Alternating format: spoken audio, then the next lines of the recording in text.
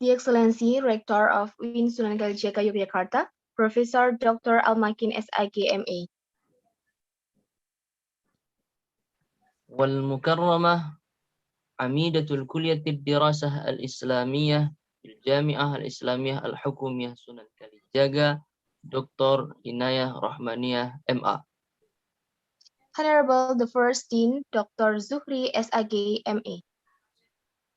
والمكرم نائب عميد الثاني بالكلية الدراسة الإسلامية في الجامعة الإسلامية الحكومية سنن كalijaga الدكتور ربي حبيبة أبرار MHum.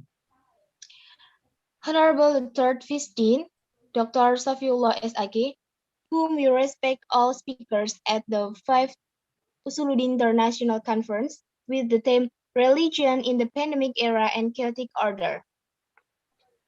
Alhamdulillahi Rabbil Alamin alladhi bini'matihi tatimmu salihat wa bilutfihi tatanazzalu khairat wal barakat wa bifadlihi tatahaqqaqul malqasid wal ghayat.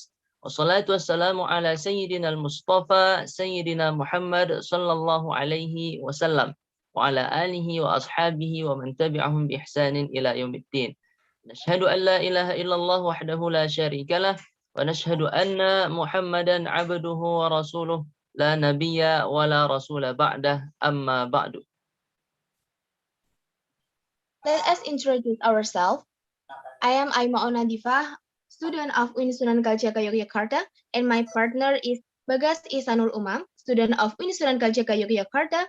We as the master of ceremony will read the agenda for the following this event. The schedule of this event first is opening. وثانيا تلاوة القرآن.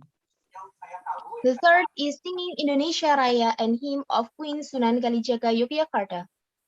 ورابعا تقرير اللجنة. Fifth, speech and opening ceremony by the dean.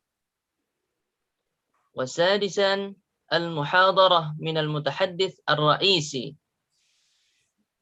Seventh, speech from rector of UIN Sunan Kalijaga Yogyakarta. وثامنا الاختتام والدعاء. Okay, let's start our event with say Al-Fatihah.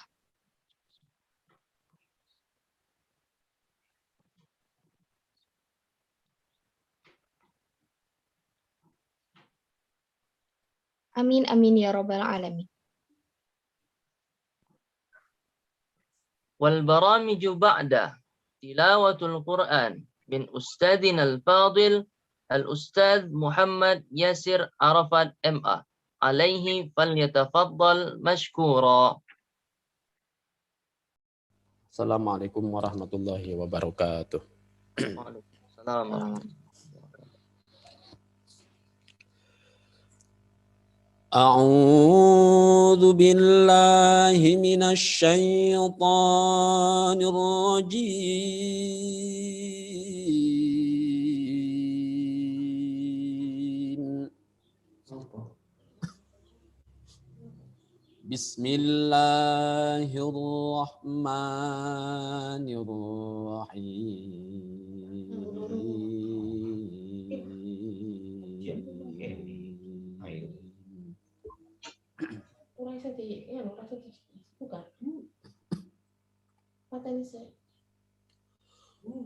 Walaqad anzalna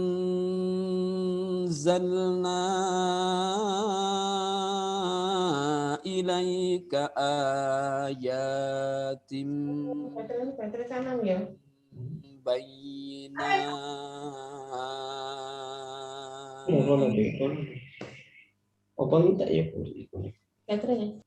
wa ma yakfuru biha illa al-fasiqun.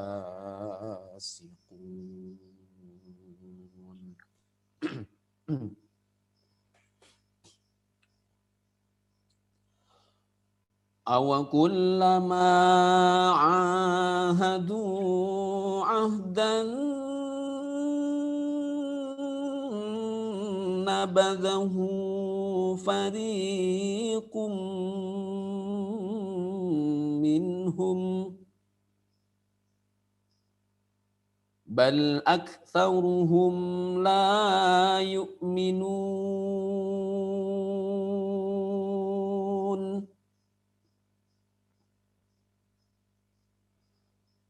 ولما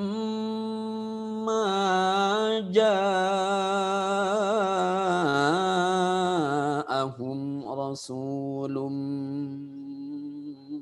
من عند الله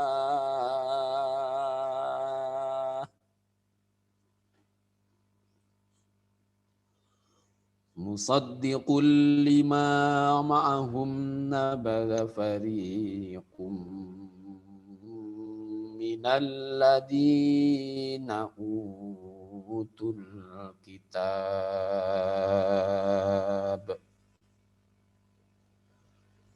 كتاب الله وراء ظهورهم كأنهم لا يعلمون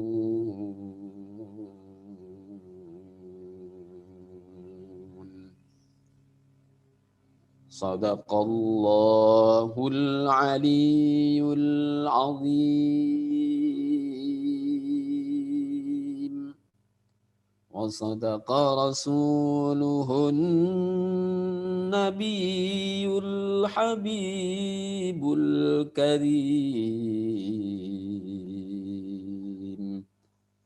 والحمد لله رب العالمين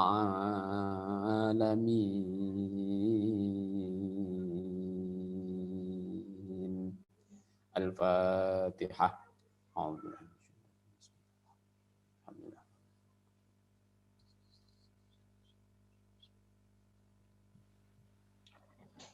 Sadaqallahul azim wa sadaqa rasuluhun nabiyul karim wa nahnu ala dhalika minasyahidin wa syakirin.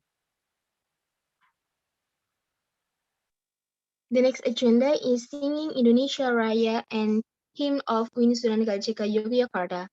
Stand up perfectly paying tribute the national anthem.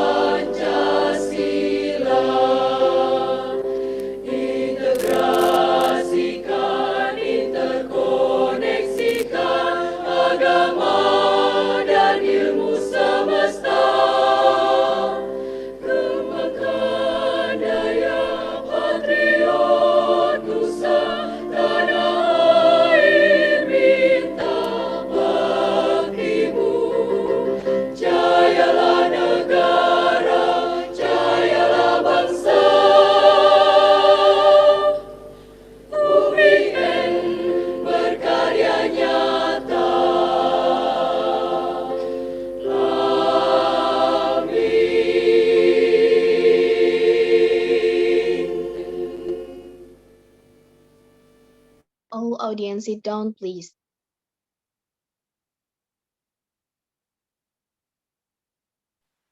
والبرامج بعد تقرير اللجنة من أستاذنا الفاضل خير الله ذكري عليه فليتفضل مشكورا. السلام عليكم ورحمة الله وبركاته. الحمد لله Waalaikumsalam. والصلاة والسلام على رسول الله وعلى آله وصحبه ومن والاه أما بعد. First of all, I would like to express my great pleasure and welcome all the participants for today's conference. I welcome all speakers and guests from all over the country and abroad as well. We have at least 37 speakers that will share their knowledge with us today at our conference.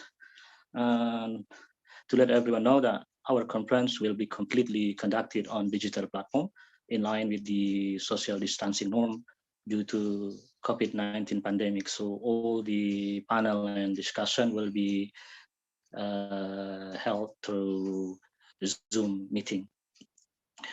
As we have shared with you in our booklet, this conference has come a long way since 2017, covering various themes related to religious studies or current affairs and religion.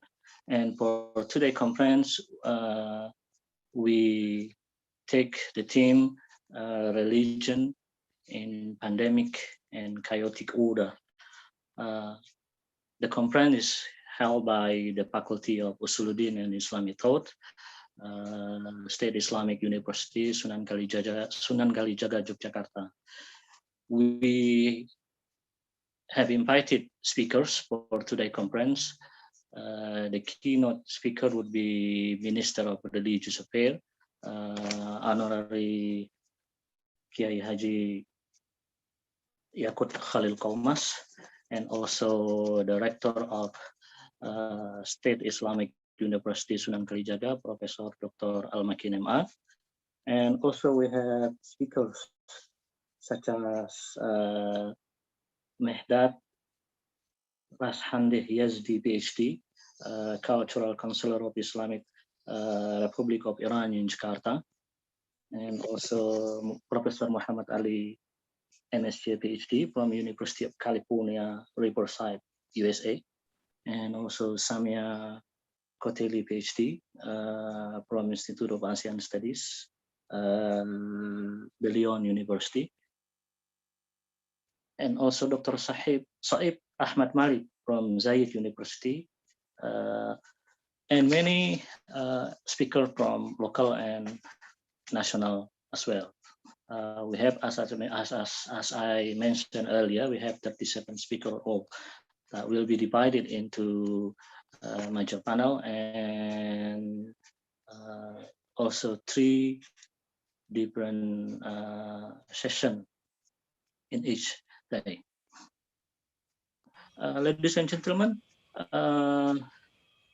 this speaker will be staying with us for the next 2 days and sharing their thought, knowledge, and opinion with regard to the theme that we propose for the conference today.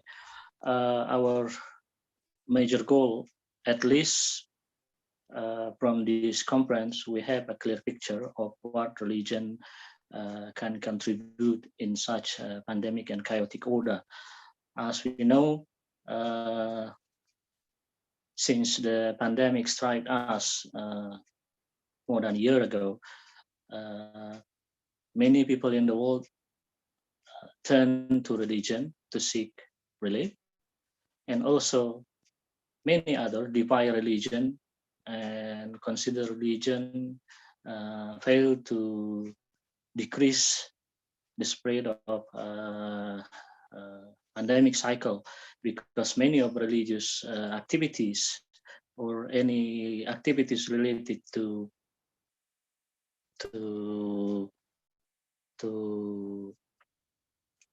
religion might have to some extent contribute to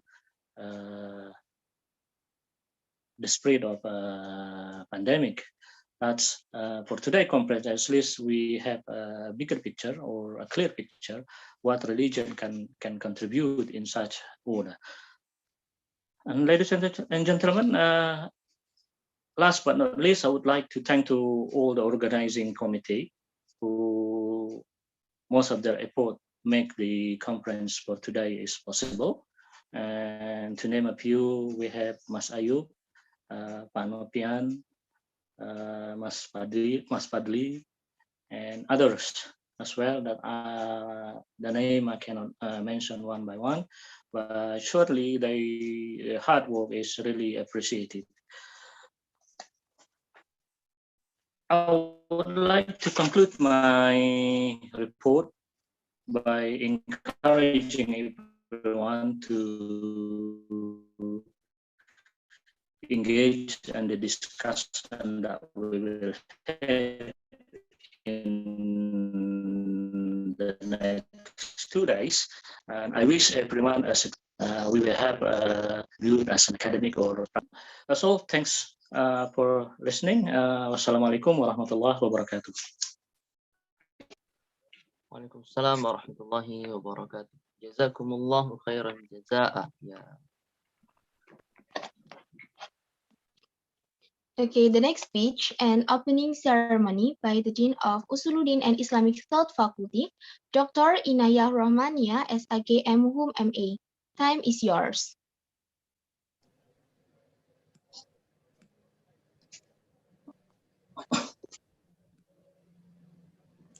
Bismillahirrahmanirrahim. Assalamualaikum warahmatullahi wabarakatuh. Waalaikumsalam warahmatullahi wabarakatuh.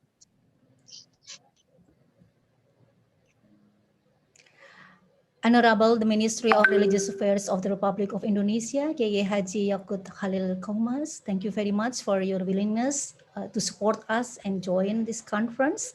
Honorable Director of UIN Sunan Kalijaga Yogyakarta, Professor Dr. Phil Almakin, MA, who is also part of this family of the faculty. Honorable Vice Rectors, Honorable all Deans and Vice Deans from all faculties of this university, Honorable Professors from UIN Sunan Kalijaga Yogyakarta and Faculty of Usuluddin and Islamic Thought, Honorable Speakers, Honorable Lecturers, students, and all participants joining this conference. First of all, of course, thanks God Almighty who gives us this opportunity in all the constraints we have to deal with due to the pandemic situation. We can still get together in this conference in healthy and inshallah happy situation. Alhamdulillahirabbil alamin.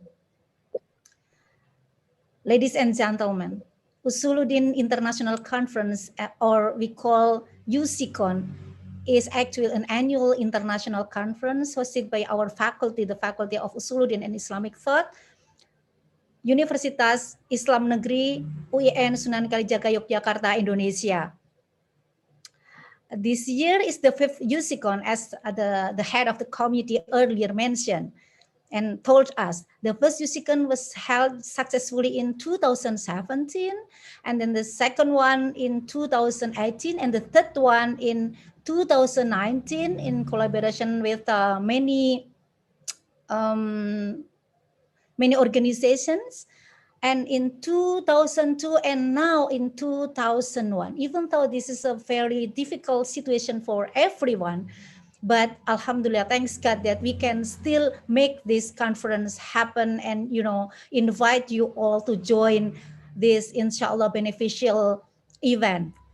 And since the beginning, actually, the conference has been devoted to engage with actual issues we are dealing with in our society, look at the issues within the point of view of our concern in study area of Usuluddin, or Usuluddin is from Arabic term, which means fundamental aspect of religions that inherently includes philosophical, theological, hermeneutical, and socio-anthropological perspectives. And this year, more than 1 year, we all witness the world has to fight against coronavirus, COVID-19. And here, the conference takes its focus on the COVID-19 pandemic that has been affecting and sapping many aspects of our life, our society.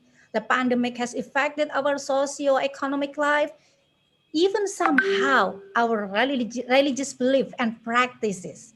It creates fear, confusion, and uncertainty.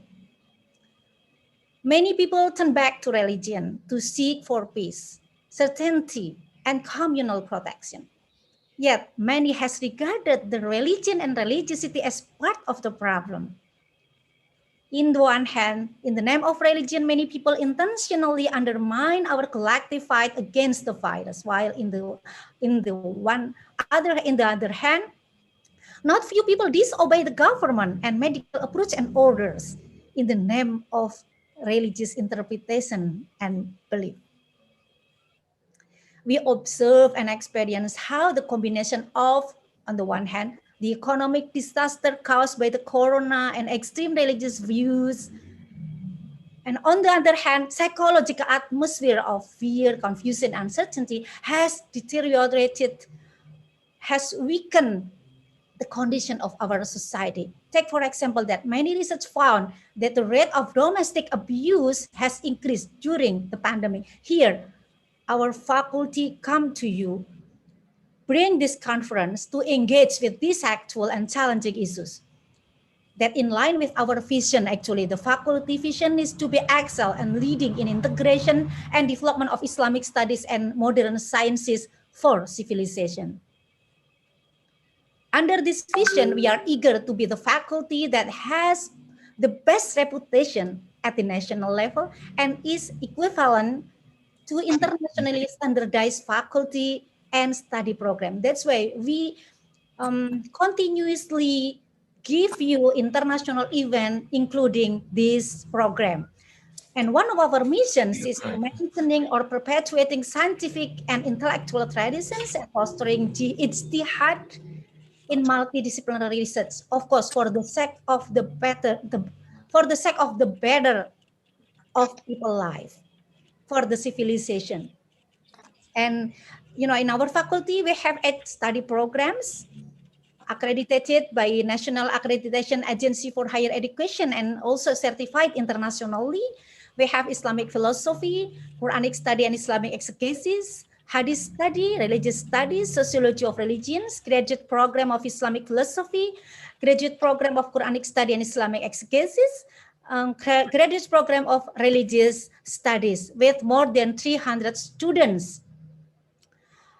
And in this conference, I think, and I'm sure the committee, the head of the committee, Mr. Dikri, already told you that we accept for now 37 articles from young researchers and senior researchers, of course, who will discuss about the issues from different perspectives. And most importantly, we are honored to have our invited speakers, Professor Mehdad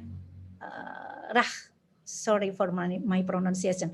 Mehdad Rahsandeh Yazdi PhD, Cultural Counselor of the Islamic Republic of Iran. Professor Dr. Siswanto Masrudi MA, our Ustad here in this faculty, and also the head of the senator of the university. And we have also Dr. Alim Ruswantoro, the former dean of this faculty. We have Samia Kotel, PhD from Lyon Institute of East Asian Studies, France. And we have Professor Muhammad Ali, PhD, Associate Professor from University of California, USA. We have Dr. Phil Sahiron, MA from this faculty too, but he is also now the Vice Rector. We have Subhani Kusuma Devi, MA from this faculty. We have Lin Iva, MA from this faculty too, and we have also Dr. Munawar Ahmad from this faculty, and we have Dr. Shuaib Ahmad Malik from Zaid or Fatima University. And finally, as a dean, as the person who is in charge of this conference, finally I and we do hope that this conference would become the best place for you to engage with fruitful discussion, come up with ideas and creative arguments and thoughts, of course. And hopefully the result of discussion we have here can contribute for the better of society life in our country, Indonesia, and from the world. I have to lastly congratulate and thanks in advance to all people who have been working very hard and support us to make this event comes through, because it's not easy for us to work together to have discussion in this pandemic situation where everything we did virtually. So thank you very much for our beloved director, Professor Dr. Phil Almakin, who always in every single minute support us here. And again, because he is also part of our family, because his home base is actually this faculty. And also the deans, the vice deans for academic, the vice deans for finance, the academic, the vice deans for students and collaboration, who is responsible for this conference, and also the committee. We have here Mas Ayub, Mbak Hasna, Mas Akmal, and Mbak Nafisa, Mbak Afni, Mbak Khadijah, and everyone here, and more especially the head of the committee, Mas Dikri, who I know that it's not easy for him because he has to challenge with the pandemic too for himself and his family, and we pray for him and his family to inshallah recover very soon. And thank you very much for everyone. Thank you. I can only say thank you and hope Allah will write what we have already done as a part of our good deed, and inshallah will be given a blessing because of this event. And this is what I can say, and I can congratulate for you all to join this conference, and to open formally, let us recite Basmalah together. Bismillahirrahmanirrahim. Inshallah, everything will be running smoothly, and inshallah we will be having very challenging and interesting discussion during the conference. Don't forget to join until tomorrow, and we again congratulate to you all. Billahi taufiq wal hidayah. Assalamualaikum warahmatullahi wabarakatuh. Thank you. Waalaikumsalam warahmatullahi wabarakatuh. Thank you very much from Mrs. Inaya Rahmaniah. والبرامج التالي المحاضرة تحت الموضوع الدين عند أزمة الوباء كوفيد-19 الذي سيقدم أمامنا المتحدث الرئيسي، يعني فضيلة الأستاذ كي هاجي يأكل خليل قومس كوزارة الشؤون الدينية. عليه فليتفضل مشكورا.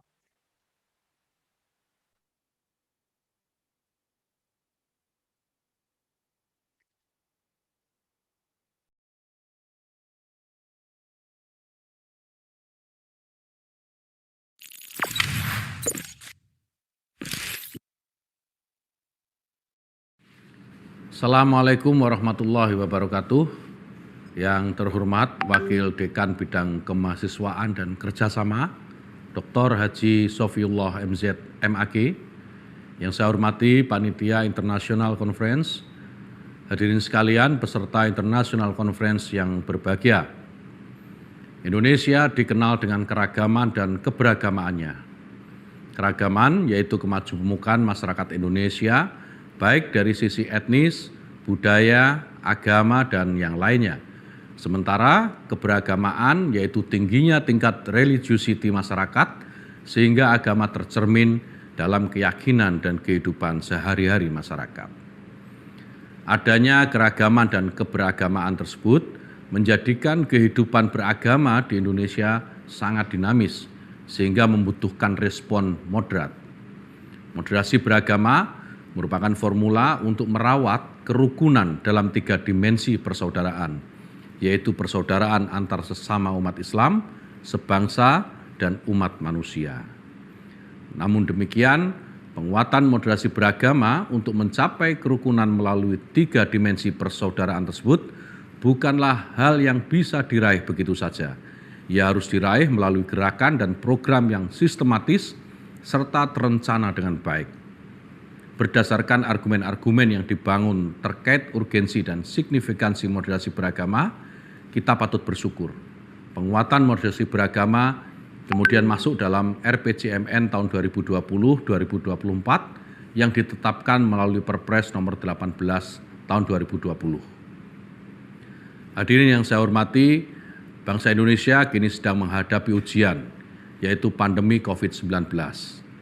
Belum lama ini, pemerintah menetapkan kebijakan PPKM darurat. Kebijakan itu terpaksa diambil menyusul lonjakan kasus COVID-19 yang terus meningkat. Dalam kaitan dengan penanggulangan wabah pandemi COVID-19 saat ini, telah muncul pandangan atau fatwa keagamaan yang progresif dan kontekstual, baik mewakili organisasi seperti MUI, Nahdlatul Ulama, Muhammadiyah, dan lainnya, maupun pribadi-pribadi dari para tokoh agama dan akademisi.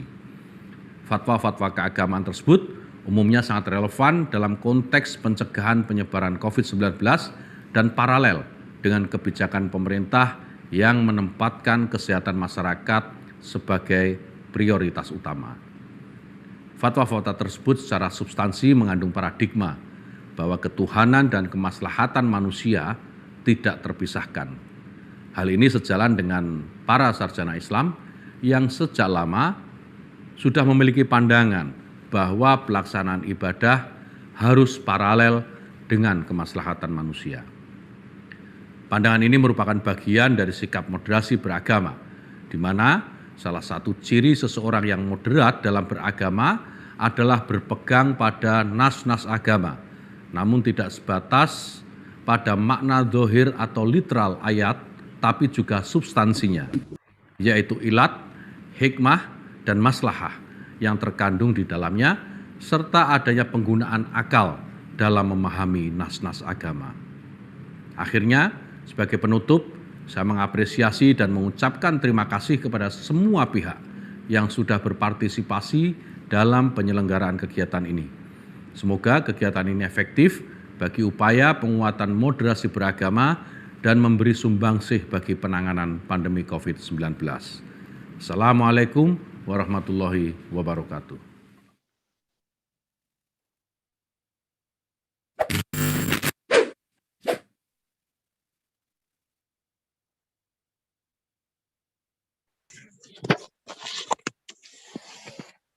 Syukran kathiran ila Ustadzina Ki Haji Yakut Khalil Qomas.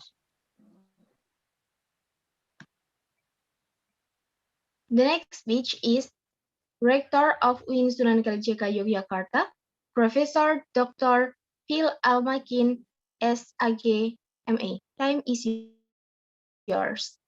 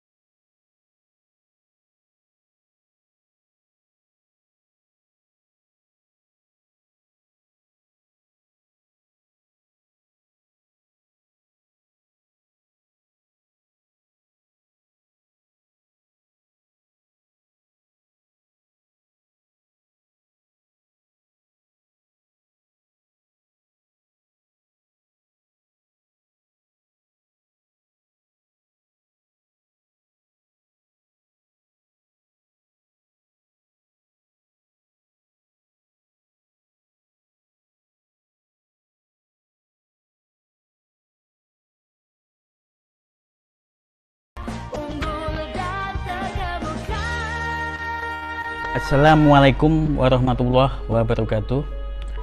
Perkenalkan, saya Muhammad Fathan SAG MHUM selaku Ketua Prodi Akidah dan Filsafat Islam Fakultas Usuluddin dan Pemikiran Islam UIN Sunan Kalijaga, Yogyakarta.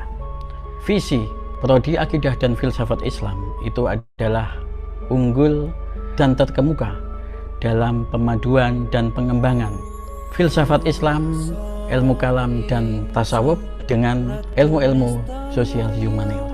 Adapun misi program studi Akidah dan Filsafat Islam Fakultas Usuluddin dan Pemikiran Islam UIN Sunan Kalijaga, Yogyakarta mengembangkan pendidikan dan pengajaran dalam bidang filsafat Islam secara integratif dan interkonektif. Yang kedua, memperluas dan memperkaya kajian-kajian filsafat Islam, kalam, dan tasawuf melalui penelitian multidisipliner secara berkesinambungan. Adapun sebagai misi yang ketiga, yaitu menyebarluaskan dan menerapkan hasil-hasil kajian filsafat Islam, kalam, dan tasawuf dalam rangka meningkatkan taraf kehidupan masyarakat. Dan yang terakhir, yaitu misinya adalah meningkatkan kerjasama program studi yang produktif dan inovatif dengan berbagai pihak dalam rangka pelaksanaan Tridharma perguruan tinggi, terutama dalam bidang filsafat Islam, ilmu kalam, dan tasawuf.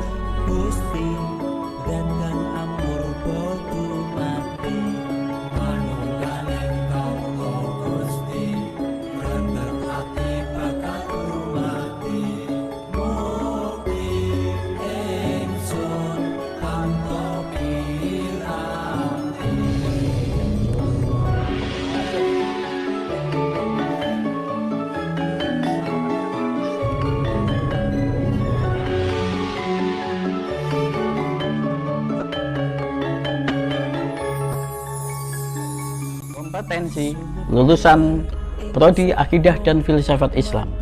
Yang pertama, akademisi bidang keilmuan filsafat Islam, ilmu kalam, dan tasawuf. Yang kedua, peneliti bidang filsafat Islam, ilmu kalam, dan tasawuf. Dan yang terakhir, sebagai aktivis sosial keagamaan.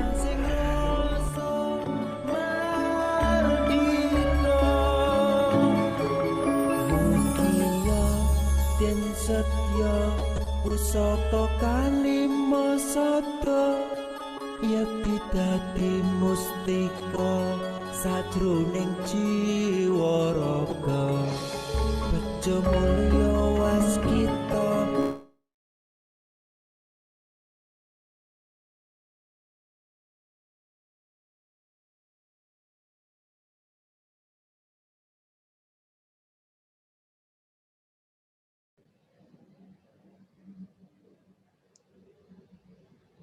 Please, Honorable Mr. Rector, this is actually your floor.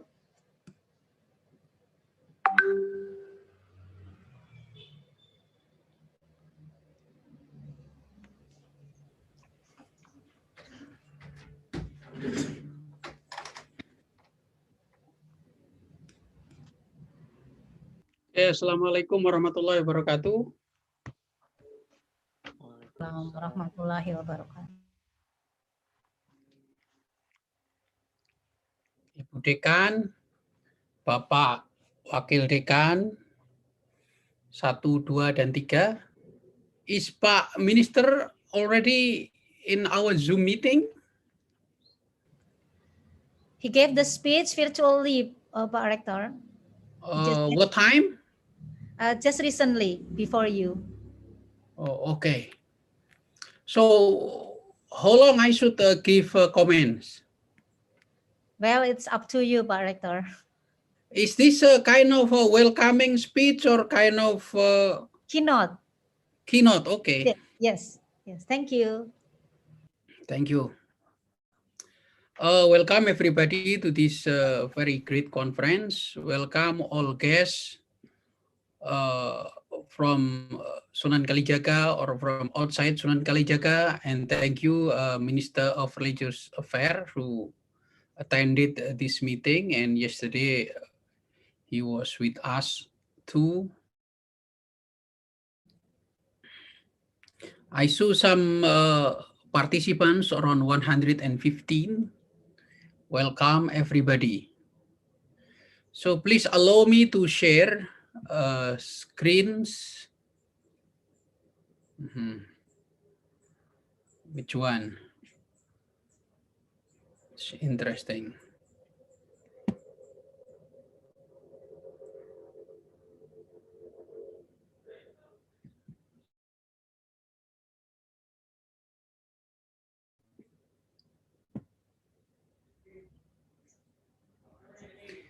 So on this occasion, I will talk a little bit, not much, about the universe renewal. Just doorstep, and every Sunday or Saturday, I buy to Prambanan. It's around 15 or 20 minutes.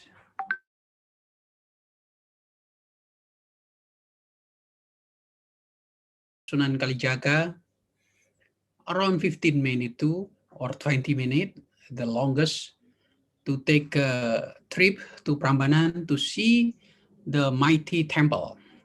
Because Yogyakarta is surrounded by Hindu Shiva temples and very few of a Buddhist temple like in Kalasan. But Prambanan is, I think, very remarkable, not only because the number of the temples, but all the relief and the statue, it indeed incredible and has a deep meaning if we ponder upon. There are three main temples. The first is Graha Shiva, the house of Shiva. Second is Graha Vishnu, the house of Vishnu. And the third is Graha Brahma, the house of Brahma. Let's take attention to the house of Shiva. Shiva in the Prambanan temple look like approximately like this because the earthquake in 2006, the trident in his hand is broken, so we can no longer see the trident, but it is very clear Shiva has 4 hands. In Hinduism, Shiva is a lord worship because of his role in renewing this world. Maybe some popular belief that renew this world, because after destruction is always renewal. There are 3 main lords in Hinduism and available in Prambanan temple. Lord Brahma considered as the creator of this universe. Lord Vishnu as those who takes care of this universe, and Lord Shiva as those who destroy at the same time renew this world. And in Indonesia, since Majapahit time, Lord Shiva always has a special place. And in reality, in our neighborhood in Yogyakarta, Shiva. This is Shiva look like in our temple. One of each is in Prambanan, and we can also see in other temples like Sambisari, for instance, or we go up to Ratu Boko. There are some Shiva statues.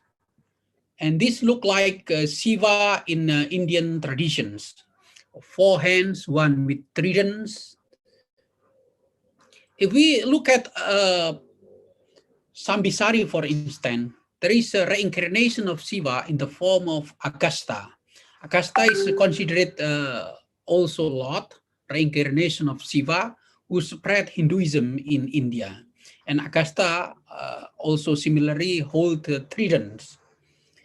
Trident in this left side indicates that he's reincarnation of Shiva, who is ready to destroy the evil and this world. A long time ago in Indonesia, not only Shiva is honor in the Hindu tradition of Indonesia, but also Vishnu. Vishnu took in the form of Erlangga, the king in East Java, rides Garuda Garuda is now become the symbol of our nation, Garuda Pancasila. And Lord Vishnu also manifested in the figures of Krishna, an important figures in Ramayana story. Please take note that both Shivaism and Vishnuism exist in Indonesia and took in many forms, many prayers, and particularly many stories. From Mahabharata, Ramayana, and Lord Rama is also the reincarnation of Vishnu. Please also take note that Garuda, birds Ramayana story already become our symbol of national identity, Garuda Pancasila. However, my highlight in this very short occasion is that this world, according to 3,000 years ago or 2,500 years ago, always have renewal process, the destruction process. And this already known because catastrophe already exists, and human beings were always faced with catastrophe, either natural or human-made, through wars or perhaps pandemic like today COVID-19 we are facing at the moment. So this kind of COVID-19 is kind of repetitions from the catastrophe that is recorded in Shastra or high literature on in a scripture. So if we look at the human history through scriptures, through stories, and through some important teachings like Islam, we could see that this catastrophe is already familiar with the human journey. Around 5,000 or perhaps one might say 10,000 in the Mesopotamian civilizations in Iraq today, we have a Gilgamesh story. It's also the story of destruction because some of gods and goddesses have discussion noisy noises made by human being, and they want to destroy the earth and its population. So gods with the S because it's plural wants to renew this world, sending deluge or flood. And one of the hero in this story is Utanapistim, whom of Uruk met, and he learned that this world was once flooded for a long time, and that Utanapistim was ordered by God to build a ship or a boat. This story was very remarkable because the destruction of the world is present and always present in the history of humankind and preserved in many traditions in Hinduism and also in the Middle Eastern old story of mankind. You know, because Mesopotamia is perhaps older civilization that we have record. And in this tradition, like Gilgamesh, shows us that catastrophe already face human being, and human being is a way to save other creatures and to save themselves. An example of this is Utanapistim. And the same story of flood or deluge is also recorded in the Old Testament in the book of Genesis. But the hero is called Noah. Let's see here in the Genesis that God said to Noah, I'm going to put an end to all people, for the earth is filled with violence because of them. I'm surely going to destroy both them and the earth. So make yourself an ark of cypress wood, make rooms in it and coat it with pitch inside and out. This is how you are told to build it. The ark is to be 300 cubits long, 50 cubits wide, and 30 cubits high.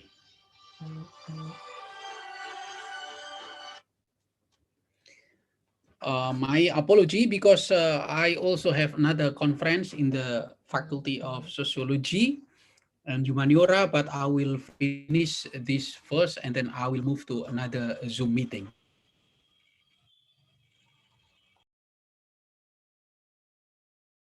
From many traditions that this earth has experienced, and particularly of distractions, and at the same time, the experience of renewal. If we ponder this, we will look at today pandemic COVID-19, this kind of repetition in the history of humankind that we have experienced, and we have to be mature, we have to respect nature, we have to 3,000 years ago and today is quite different, because our perception of universe also changing. The evolution of human knowledge is quite clear. Not to mention 3,000 or 2,000 years ago, even 50,000 years ago, what so-called universe is quite different.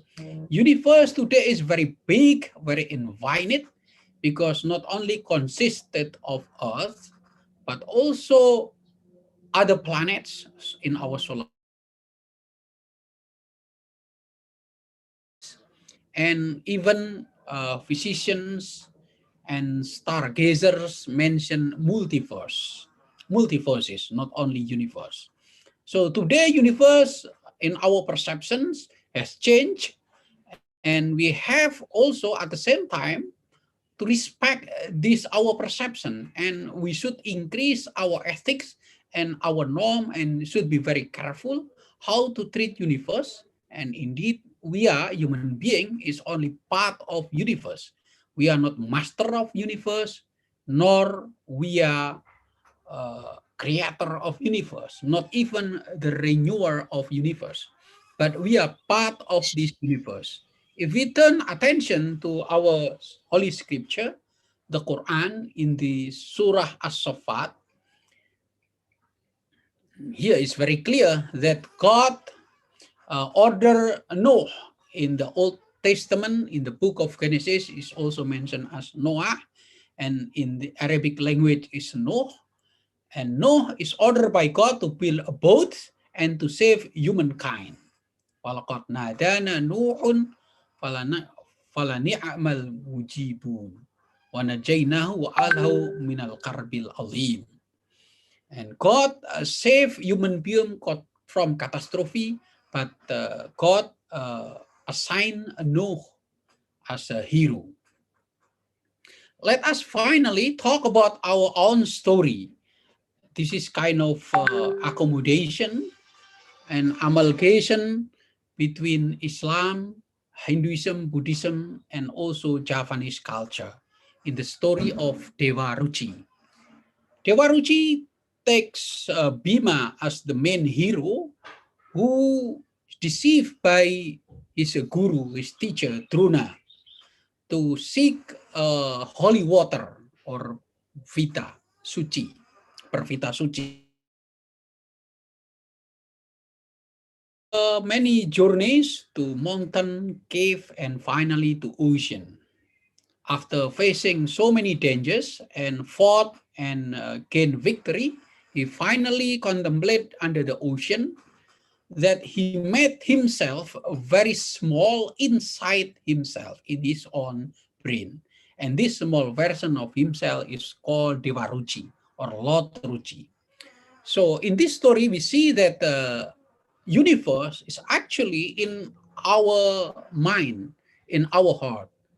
Universe exists in human being. And at the same time, human being is also part of universe. If we remember the story of Mahabharata, we recall the childhood of Krishna, the reincarnation of Vishnu. that inside his mouth is the picture of universe, stars, earth, suns, and also moon. This old concept 3,000 years ago already picture that we have a task, a very important task, to be part of universe, and universe is also part of us. We will see this picture that we, the small dot, is part of this large and infinite universe. We have to be part of universe. We have to harmonize ourselves with universe, and our duty is to become a universe. As the story of Devaruchi give us a good lessons. In the end, let's mankind and universe have a good communication in order to renew not only our understanding of universe, but also our spirituality, our religiosity, our relation between mankind, our relation between man and God, our relation between man and universe, and between man and himself. So let's take us a moment to deep contemplation, might call pandemic to be more precise. Let us contemplate deeply. Let's do meditation.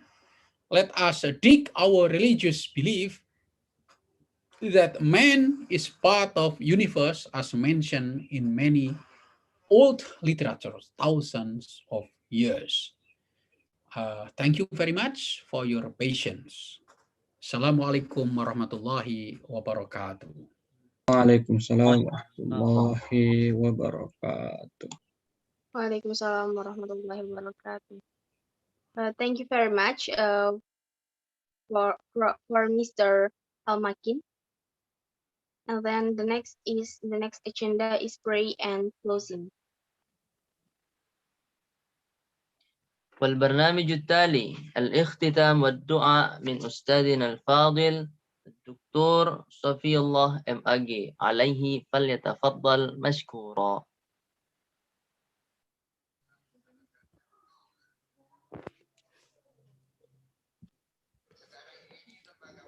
بسم الله الرحمن الرحيم. الفاتحة. أعوذ بالله من الشيطان الرجيم. بسم الله الرحمن الرحيم. الحمد لله رب العالمين الرحمن الرحيم مالك يوم الدين إياك نعبد وإياك نستعين اهدنا الصراط المستقيم صراط الذين أنعمت عليهم غير المغضوب عليهم ولا الضالين آمين. بسم الله الرحمن الرحيم. الحمد لله رب العالمين حمدا يوافي نعمه ويكافئ مزيده يا ربنا ولك الحمد كما ينبغي لجلال وعظيم سلطانك. اللهم إنا نستودعك إندونيسيا وأهلها أمنها وأمانها ليلها ونهارها أرضها وسماءها وإسلامها فاحفظها ربي من الطغاة وكل من يريد بها سوء. اللهم إنا نستودعك رجال هذه الدولة ونساءها وشبابها وأطفالها وأموالها يا من لا تضيع عنده الودائع. اللهم آمنا في أوطاننا وأصلح أئمتنا وولاة أمورنا وأيد بالحق إمامنا وولي أمرنا وهيئ له البطانة الصالحة التي تعينه على الخير. اللهم وفقه وإخوانه وأعوانه لما فيه خير البلاد والعباد يا ذا الجلال والإكرام. اللهم إنا نسألك التوسط والاعتدال في الدين والبعد عن التفريط والإفراط واجعلنا أمة وسطا شهداء على الناس. اللهم احفظ بلادنا وبلاد المسلمين من شر الأشرار وكيد الفجار وشر طوارق الليل والنهار. اللهم احفظ بلادنا من تطرف المتطرفين وتطاول الليبراليين وعدوان المعتدين. اللهم إنا نسألك أن نحفظ بلادنا الغالية من كل سوء وأن تديم علينا نعمة الأمن والآمان وأن تصرف عنا هذا البلاء هذا الوباء هذا القرانة. اللهم إن كان هذا الوباء بذنب ارتكبناه أو اسم افتقرناه أو ورز جنيناه أو ظلم ظلمناه أو فرض تركناه أو نفل ضيعناه أو إسيان فعلناه أو نهي أتيناه أو بصر أطلقناه فإنا تائبون إليك فتب علينا يا ربي ولا تطل علينا مداه اللهم قنا شر الداء ونجنا من البلاء بلطفك وقدرتك إنك على كل شيء قدير سبحان ربك رب العزة عما يصفون وسلام على المرسلين والحمد لله رب العالمين السلام عليكم ورحمة الله وبركاته. Waalaikumsalam warahmatullahi wabarakatuh. Syukran ila Ustadina Dr. Safiyullah M.Ag. Okay, the ceremonial event is over today. And after the closing of the event, we leave it to the moderator.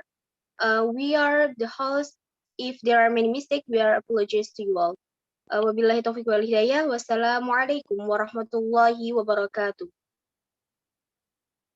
But after this ceremonial event, we just need to break for a moment before panel session.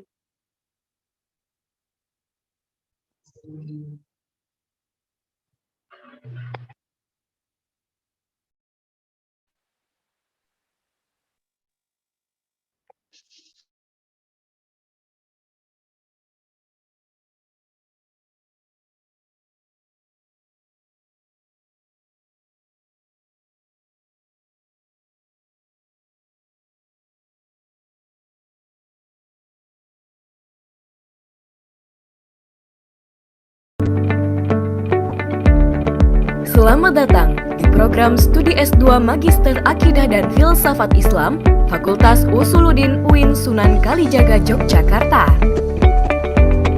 Program studi Magister Akidah dan Filsafat Islam pada Fakultas Usuluddin dan Pemikiran Islam merupakan kelanjutan dari program studi Magister Agama dan Filsafat pada program Pasca Sarjana UIN Sunan Kalijaga, Yogyakarta. Pada tahun 2015, UIN Sunan Kalijaga Yogyakarta membuat kebijakan pengintegrasian program studi pasca sarjana ke fakultas.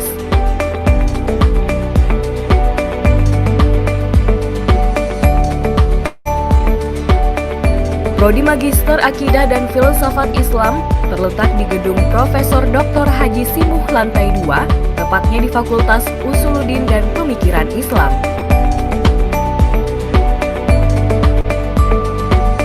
Saya Inaya Rohmania, Dekan Fakultas Usuluddin dan Pemikiran Islam UIN Sunan Kalijaga, Yogyakarta.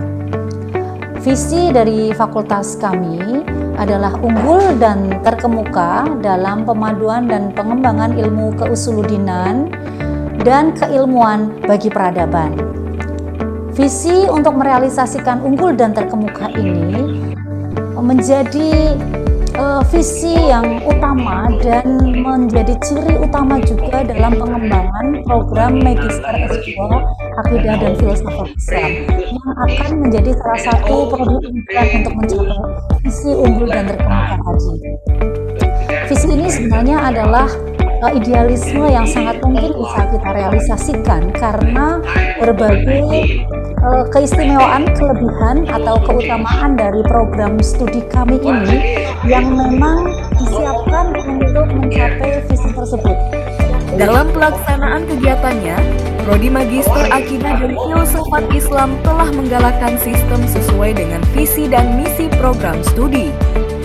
Guna menunjang kegiatan akademik, Prodi Magister Akidah dan Filsafat Islam telah memiliki beberapa fasilitas yang memadai, di antaranya Reading Corner,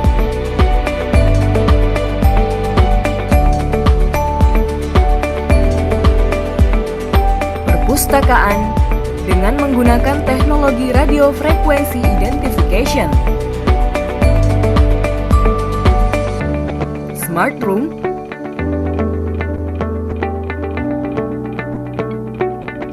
Discussion Corner,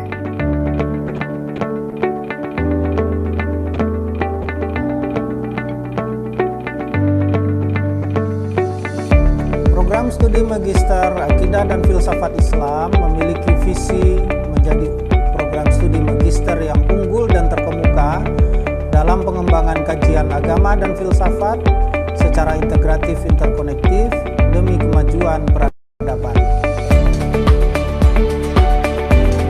Sebagai perwujudan dan komitmen untuk terus mengembangkan hasanah keilmuan, Prodi Magister Akidah dan Filsafat Islam mendukung serta memfasilitasi penuh berbagai kegiatan mahasiswa dalam bidang non-akademik dan pengembangan skill di antaranya seminar simposium,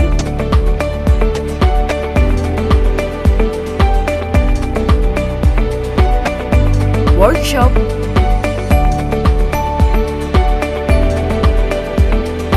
students exchange, diskusi ilmiah, orientasi pembelajaran.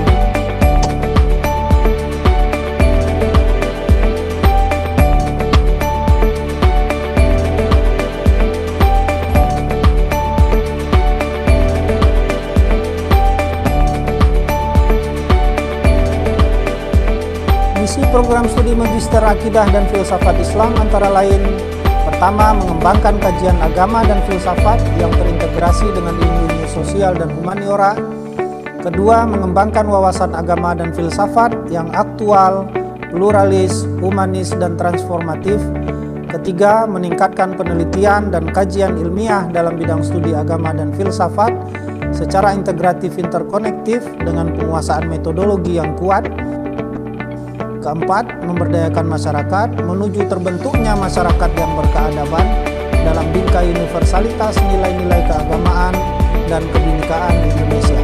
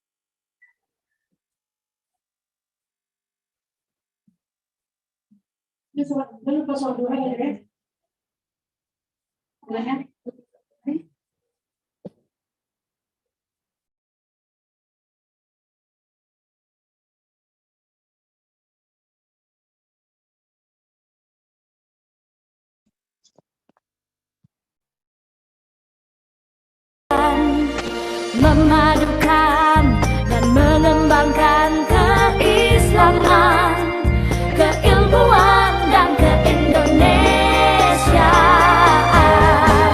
Serukan UIN, Sunan Kalijaga, unggul dan terkemuka.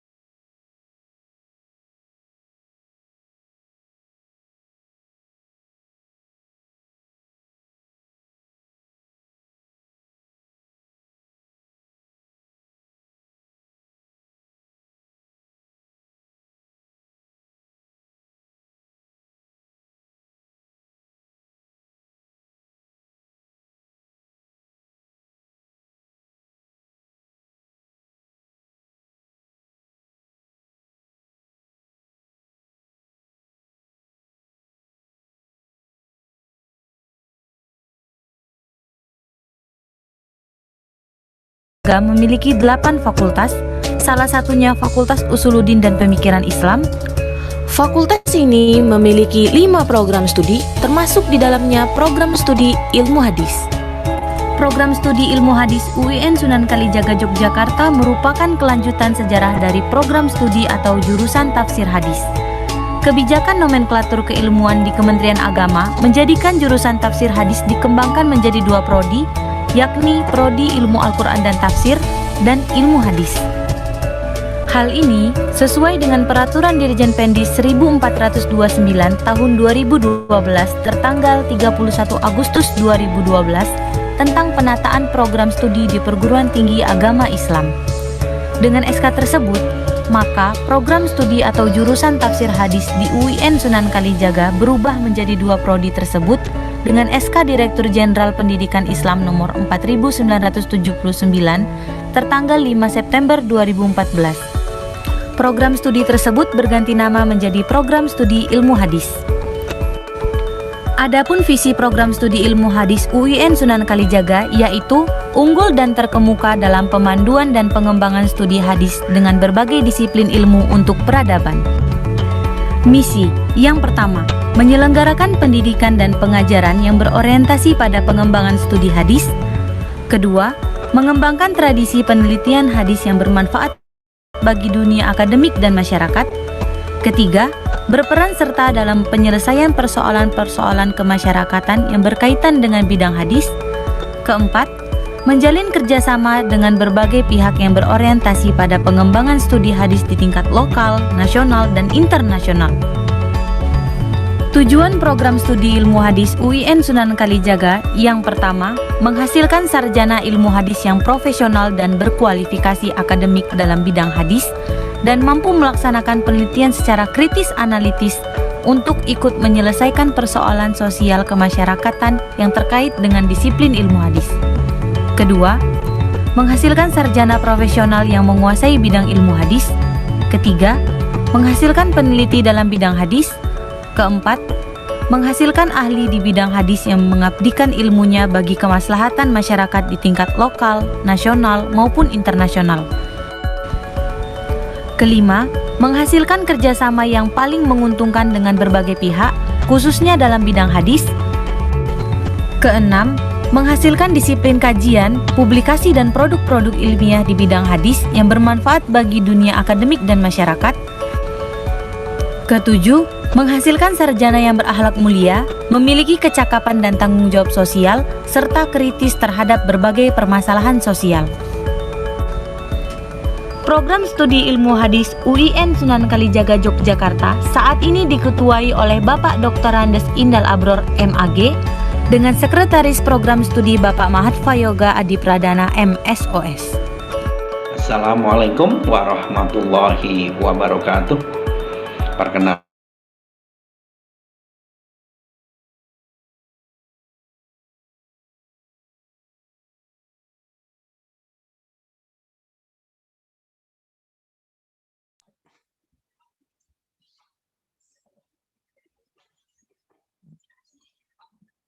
Assalamualaikum warahmatullahi wabarakatuh. Good morning all.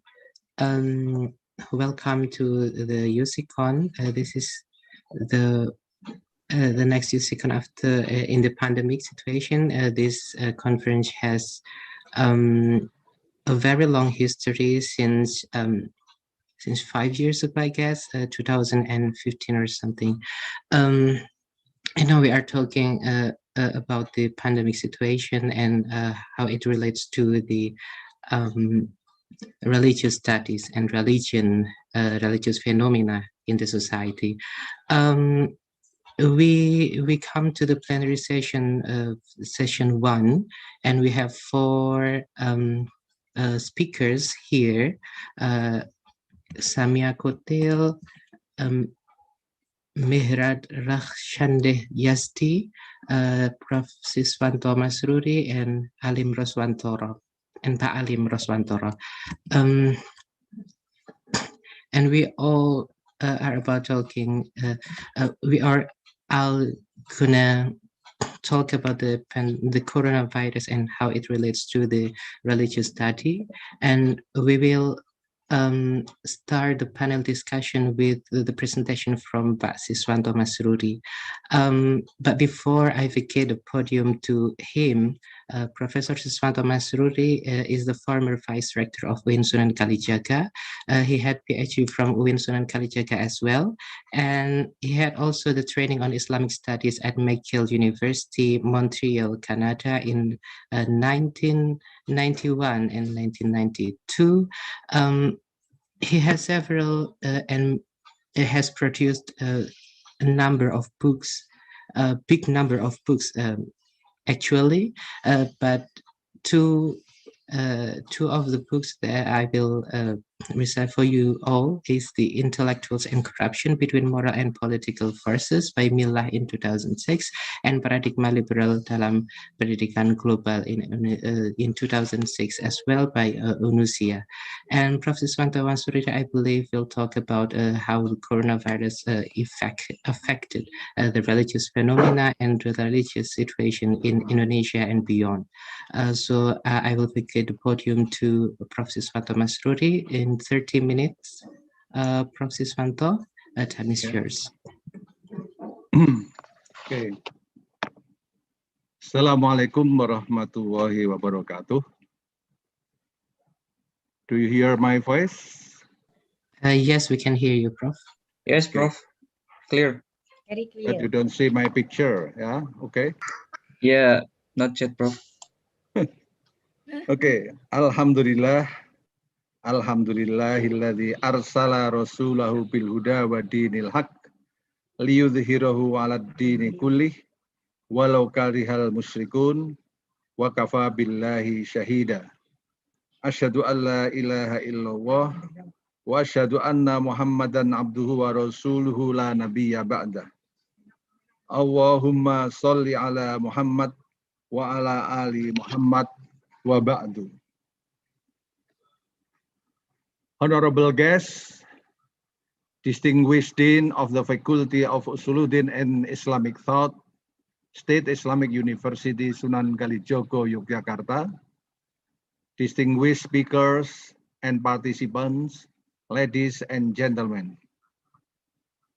To begin with, let us raise our hands in prayer in expressing our thanks to Allah Subhanahu wa Ta'ala for bestowing His rahmat and taufiq to all of us and allowing us to meet in this beautiful morning at the Faculty of Usuluddin and Islamic Thought, State Islamic University, Sunan Kalijogo, Yogyakarta. Secondly, I am now very, very happy because today, the 27th of July, is my anniversary, my birthday, 68 years ago. I am now 60 years old. Thirdly, I would like to thank all participants for having chance and attention to discuss religion and COVID-19. It is an honor to have you here and a warm welcome to you all. So welcome online to Yogyakarta, and again welcome to our Faculty of Usuluddin and Islamic Thought, State Islamic University, Sunan Kalijogo, Yogyakarta. Furthermore, if the committee has a special translator, I would like my speech could be translated into Indonesian language. Tashilan li wa tafhiman lakum. Uridu huna an atakallam bil lughah al-Indonesia. Lakin ahyanan bil lughah al-Indonesia. Ini juga pengalaman di beberapa perguruan tinggi ketika seminarnya itu seminar internasional, ketika kelasnya itu kelas internasional, tapi hampir semua peserta, semua mahasiswanya itu Indonesia, maka sang narasumber atau sang dosen itu lebih pas menggunakan bahasa nasional yaitu bahasa Indonesia. Dan itu dialami oleh anak saya sendiri di UGM. Saya tanya, Anda menggunakan bahasa Indonesia atau bahasa Inggris? Bahasa Indonesia, loh katanya kelas internasional. Iya, tapi mahasiswanya semuanya Indonesia. Maka di sini nanti saya juga kadang-kadang menggunakan bahasa Inggris, kadang-kadang juga bahasa Arab, kadang-kadang juga bahasa Indonesia, dan mungkin lebih banyak Indonesia. Oke, saya mulai. Untuk posisi kita di Indonesia, ini harus kita pahami dulu. Kita tidak boleh lupa bahwa kita ini adalah sebagai bangsa dan sebagai Muslim. Sebagai bangsa, ada 4 pilar yang harus kita pedomani, yakni Pancasila, Undang-Undang Dasar 1945, Bhinneka Tunggal Ika, dan NKRI, terutama ketika kita berada di Indonesia. Sebagai Muslim, ada 2 pusaka abadi yang jika kita pedomani, kita tidak akan tersesat dimanapun kita berada, baik di Indonesia maupun di luar Indonesia, sampai kapanpun.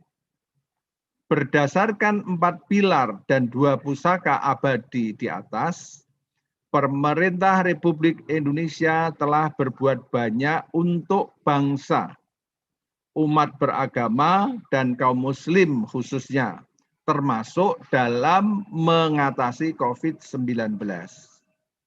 Bangsa Indonesia, umat beragama, kaum muslim khususnya, juga telah berbuat banyak untuk negara dan pemerintah Indonesia, termasuk dalam mengatasi COVID-19.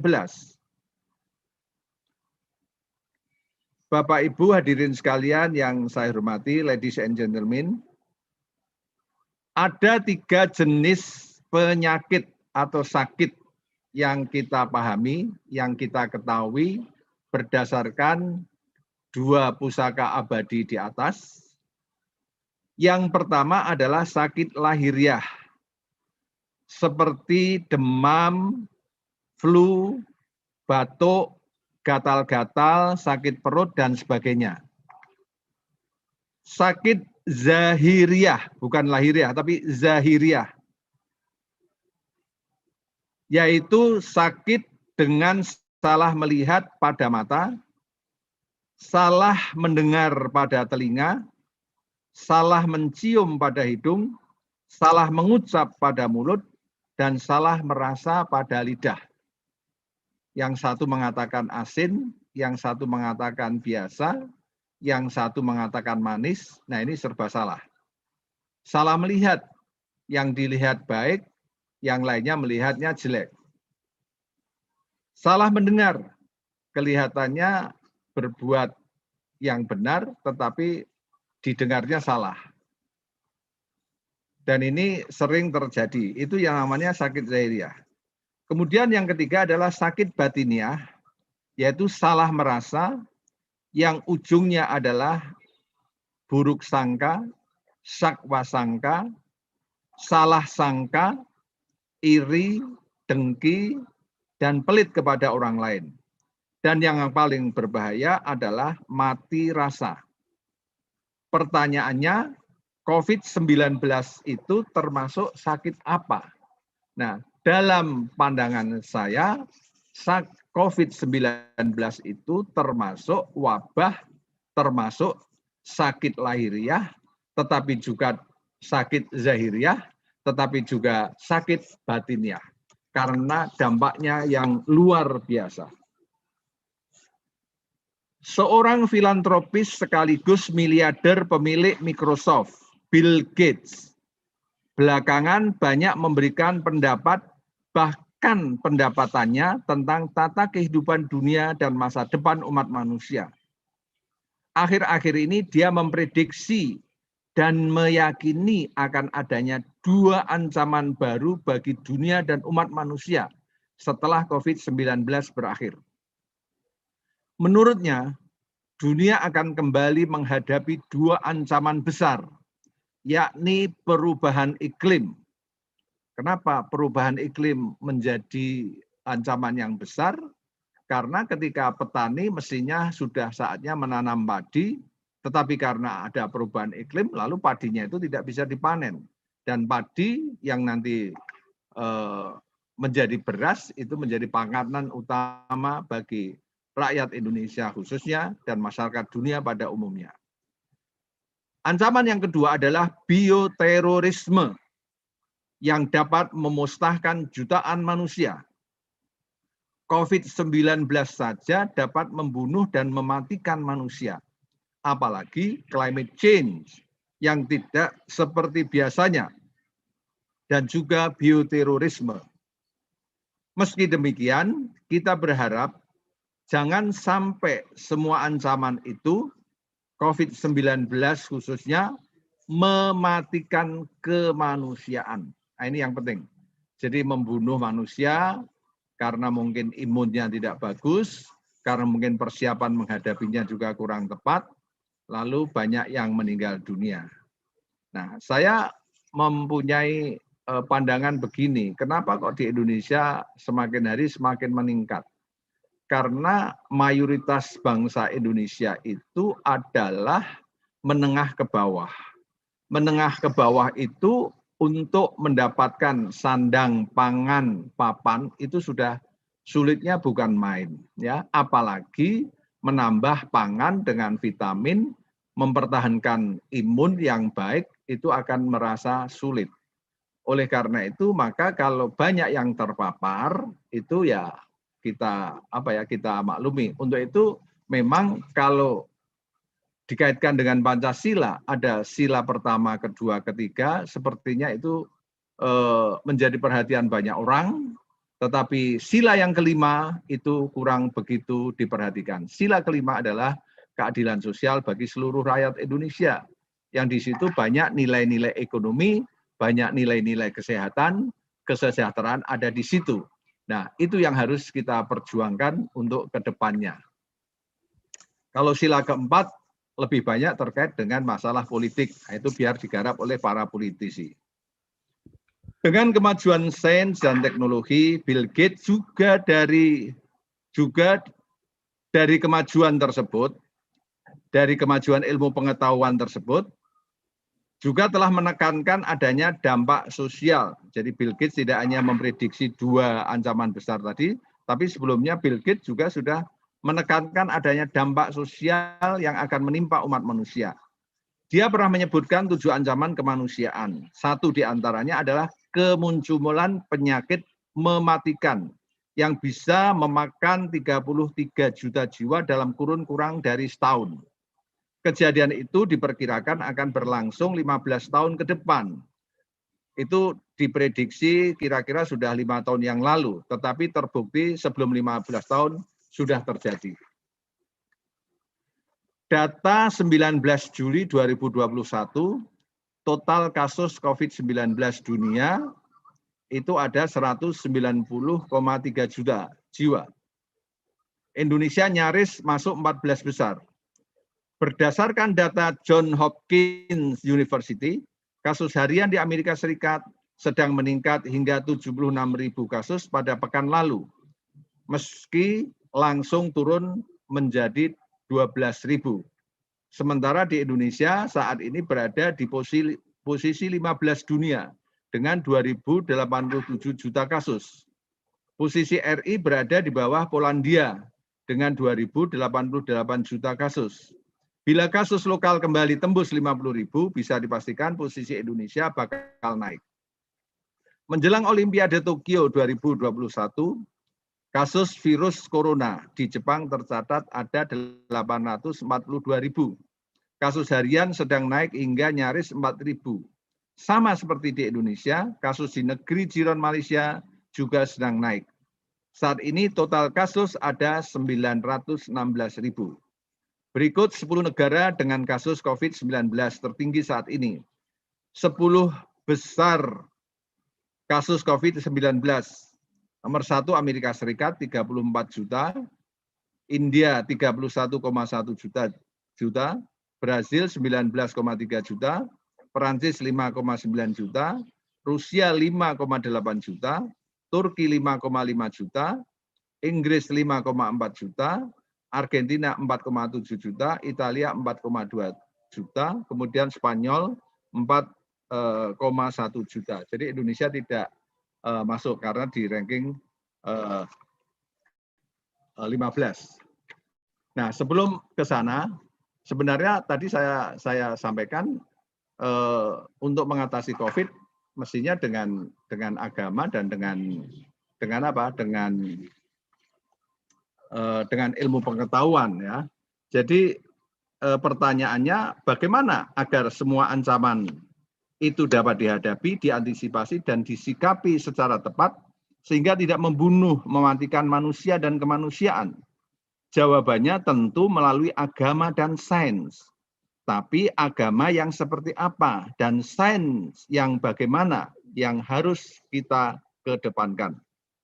Menurut saya, yang terpenting agama dan sains tidak boleh saling men-take over, tapi saling melengkapi dan saling berkolaborasi. Sebagaimana diketahui, paling tidak ada 4 fungsi agama. Yang pertama, to motivate, to provide with human ideas and activities in all aspects of life. Artinya mendorong dan melandasi cita-cita dan amal perbuatan manusia dalam seluruh aspek kehidupannya. Yang kedua, creating or showing imagination and artistic or intellectual inventiveness, not only for productive activities, but also creative and innovative ones. Mendorong dan menghasung manusia bukan hanya untuk melakukan kerja produktif, melainkan juga karya kreatif dan inovatif. 3. Sublimative, to purify or refine a substance by subliming every human activity, not only for religious dimensions, but also world of fast life. Mengkuduskan segala kegiatan manusia, bukan hanya yang bersifat keagamaan, melainkan juga yang bersifat keduniaan. Number 4, integrative. The number 4 for religious functions.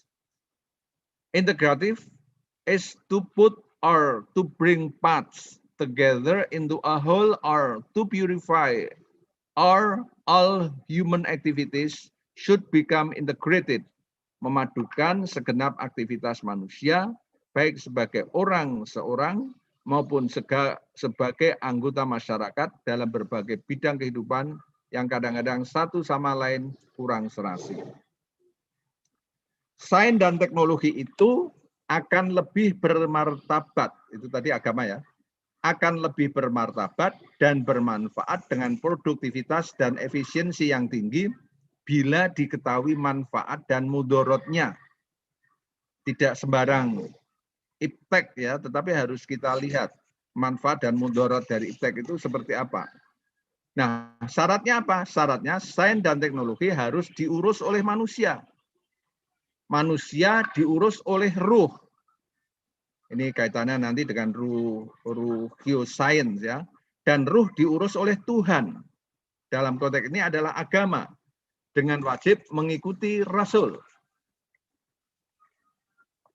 Di Jepang itu dikembangkan apa yang disebut dengan dengan desain kerjasama.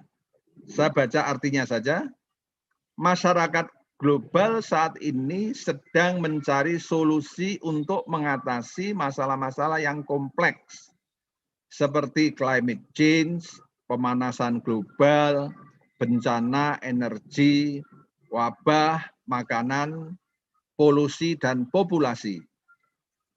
Dalam program unggulan ini, sebuah universitas di Jepang mengusulkan program pascasarjana kolaboratif tentang desain tapi desain di sini adalah rancangan ya, untuk mengembangkan spesialis yang mampu merancang sistem dan arsitektur sosial bekerja sama dengan para ahli dari berbagai bidang. Untuk mencapai tujuan ini dipandang penting untuk menerapkan penelitian dasar di bidang informatika dan teknik untuk mengembangkan metodologi desain baru untuk memecahkan masalah-masalah yang kompleks dan mendesak dalam masyarakat global. Dengan metodologi tersebut adalah penting untuk mendidik para ahli di bidang cyber seperti informatika dan fisika, seperti teknik, untuk mengembangkan keterampilan, menemukan, memecahkan berbagai masalah, bekerja sama dengan para ahli di bidang manajemen, psikologi, seni, dan lain sebagainya. Singkatnya, yaitu foto saya sudah ditampilkan, mempelajari desain sebagai bahasa umum di antara berbagai bidang, keduanya mengembangkan ahli yang mampu mengubah masyarakat kita. Keduanya menyebut pakar seperti itu.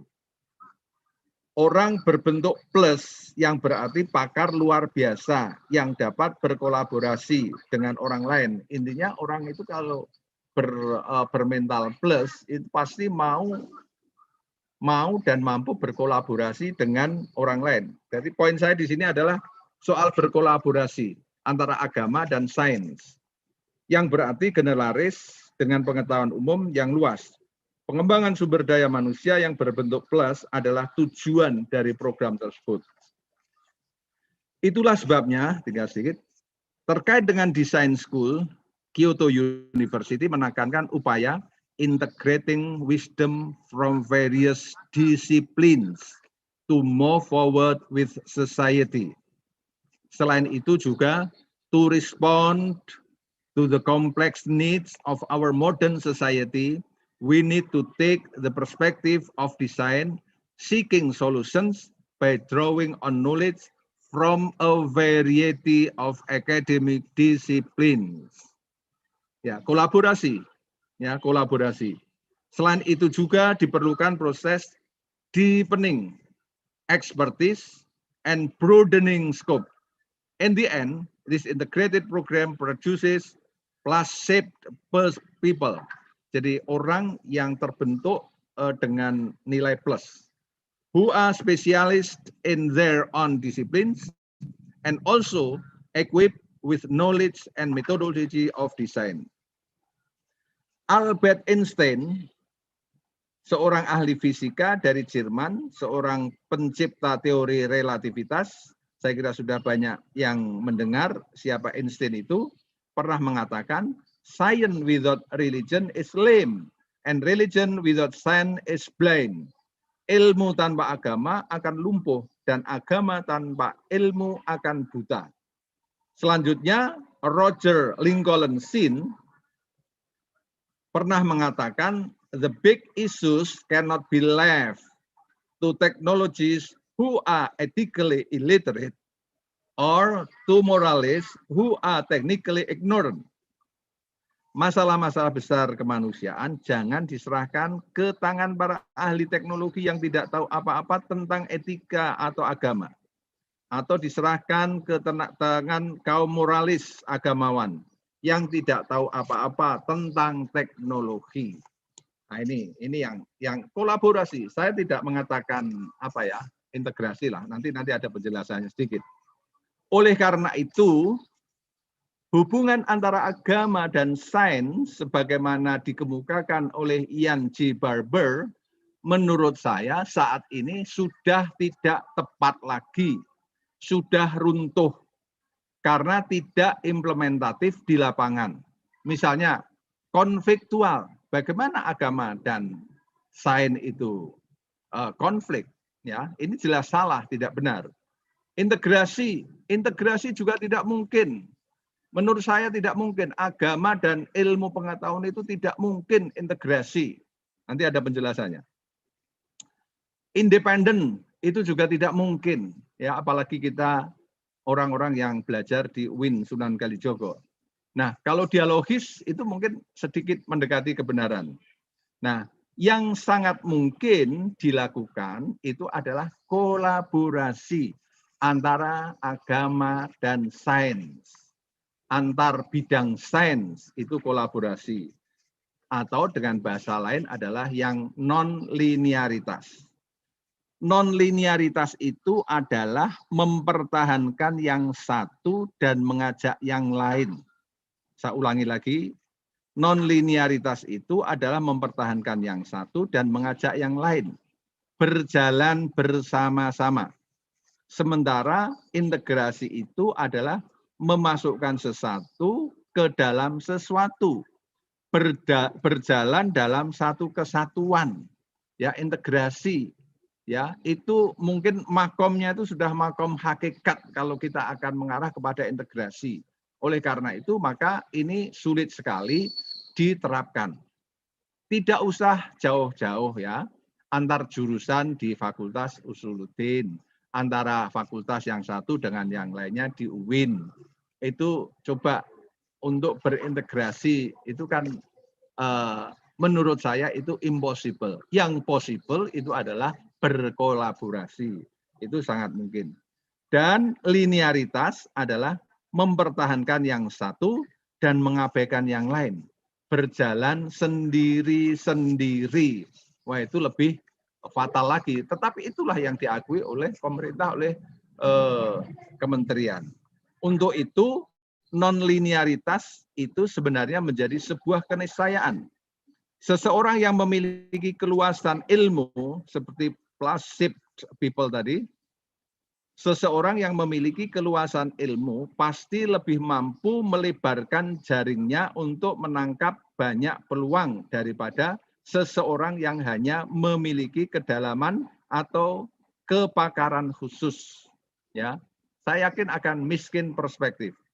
Akan tetapi ini tidak berarti bahwa untuk menjadi pakar merupakan hal yang tabu. Itu boleh-boleh saja.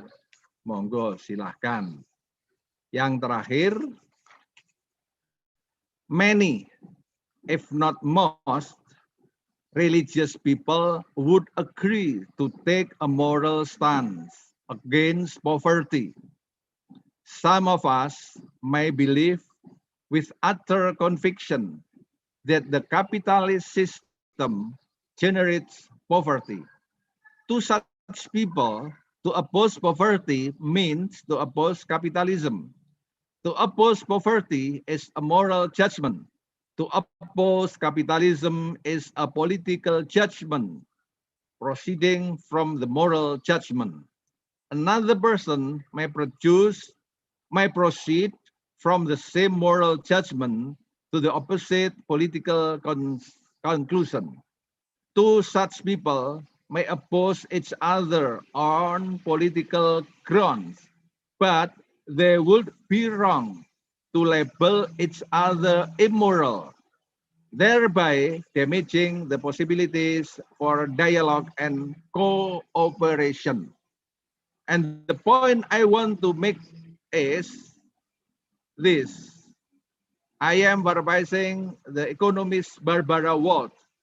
Unless we learn to love our fellow human being, whatever his or her culture, color, ideology, relative strength, or social status, we may all very well perish. Kebanyakan, jika malah tidak sebagian terbesar, kaum agamawan telah sepakat mengambil suatu pendirian moral untuk melawan kemiskinan. Mereka yakin bahwa kapitalisme menimbulkan kemiskinan. Melawan kemiskinan berarti melawan kapitalisme. Melawan kemiskinan merupakan keputusan moral. Dan melawan kapitalisme merupakan keputusan politik yang muncul dari keputusan moral. Dari keputusan moral yang sama, orang lain dapat berakhir dengan keputusan politik yang berbeda. Pada tataran politik, mereka dapat saling bertentangan, tetapi kelirulah kalau mereka menuduh pihak lain sebagai tidak bermoral, sehingga menafikan kemungkinan bagi dialog dan kerjasama. Dan poin saya adalah ingin mengutip Barbara Wald yang mengatakan kita harus belajar mencintai satu sama lain, atau kita semua akan lenyap. Kemiskinan yang saya maksud di sini adalah kemiskinan dari sisi medis, dari sisi ekonomi, dari sisi kesehatan, dari sisi ilmu pengetahuan, dan lain sebagainya. Dan ini perlu kita perhatikan bersama-sama karena memang mayoritas masyarakat kita adalah masyarakat yang miskin. That's all my presentation. Thank you very much for your attention and your participation. Billahi taufiq wal hidayah, wallahul muwaffiq ila aqwamit thoriq, nasrum minallah wa fathun qarib. Assalamualaikum warahmatullahi wabarakatuh. Waalaikumsalam warahmatullahi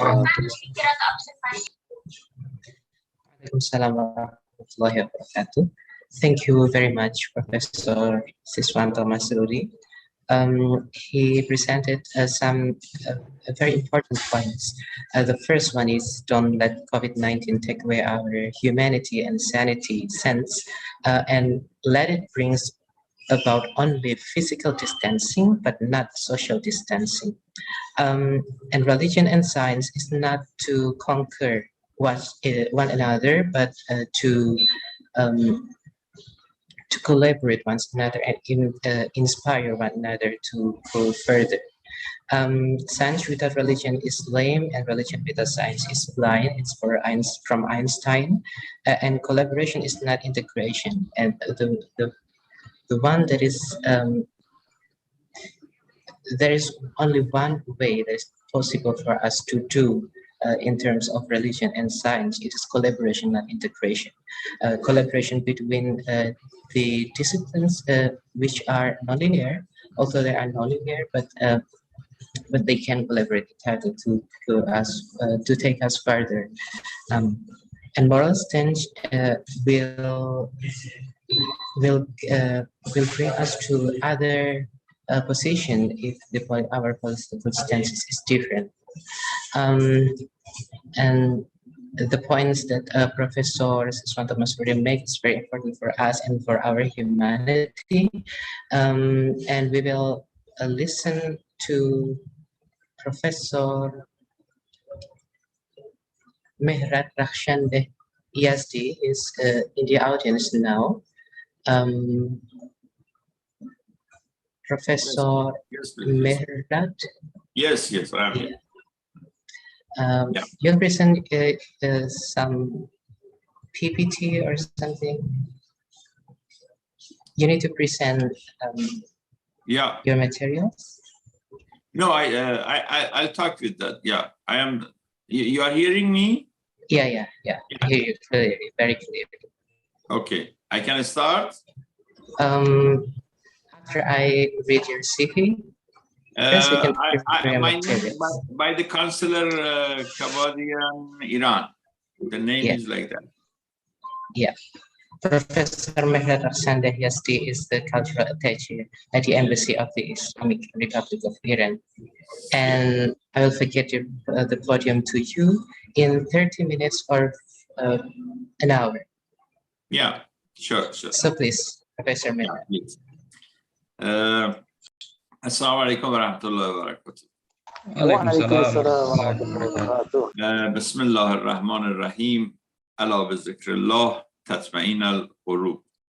First of all, I want to thanks from the organizers to give me a chance to be present in this seminar, valuable seminar, and thanks for the presence of the students, professors, and all who are present in the seminars. I am thankful to them also that they have gathered together and to see the effect of religion in pandemic and this corona. Anyhow, I am not professors, but I did my PhD in the university, and I, as a government officials, right now, I am the Counselor of Islamic Republic of Iran and Indonesia, and I was based in China, India, and Pakistan also before I come to Indonesia. Anyhow, it's very great pleasure for me. As it's concerned, I'll try to open up more about Iran and what is the situation in Iran right now, and talk a little bit about that. Anyhow, this pandemic, as the virus corona is known to everybody, is really painful. It's very hard. It's very, I think, dark sign of the history. Forever it remains, because we have lost our brothers, sisters, mothers, fathers, elders. Everybody has lost, and everybody is affected now. More than 4 million people are died in the world, and it's a very bad sign. And anyhow, of course, all this are happened, but one thing is very clear, that it has affected our internal, and we have a flashback our realities. We had get a chance to think, because the world has made us in such a situation that we are all busy in the life. They have made a busy life for us. Economic problem is there, political problem is there, all the problems are there. For this thing, the movement of all the countries, especially in this world, has become in such situation that everybody are living in the busy life. They are Christians, they are Muslims, they are Hindus, they are by the names, but we have lost why we are in this life. Where are our teachings? Whatever we have teach from the Quran and Islam, where we are practicing? We know everybody of us knows the teaching of Islam and Quran, but unfortunately, the way of behavior of the life is in such that we have forgotten them. We have forgotten them to practice it. Of course, Corona was very bad incidents in this world, but sometimes we think that some useful things are also happened, that we have come to our internal, we have get a chance to think about our realities. Anyhow, Corona, unfortunately, was not belong to 2-3 countries. Unfortunately, it is like a chain, has covered all the countries in this world. And it's a big lesson for us for this Corona is that we cannot live alone in this world. We cannot live. If you can save your country also, but if your border country is not safe, you are also not safe. It's not mean that if we try our best to save our country, that we are immune, we are safe. It's not at all like that. If your border country, if your other countries, you are having connections with them, they are not safe, means you are not safe. For this thing, this is the first lesson, that we cannot live alone in this world. Everybody are related together. We have to be a chain. We have to make friendship. We have to make peace. These are the lessons. And especially, I believe, the religion has has a very essential role in this corona, because when we have come back and we had get a chance to sit and think, nowadays, especially in Iran, I am talking about that, the many peoples are now, whatever they have learned and whatever have taught about the Islam and Quran, now, alhamdulillah, they are practicing. Who are economically in better positions, they are coming to help to their brothers who are they get economic problems. Means today the mosque is not only belong to the people who are going for pray.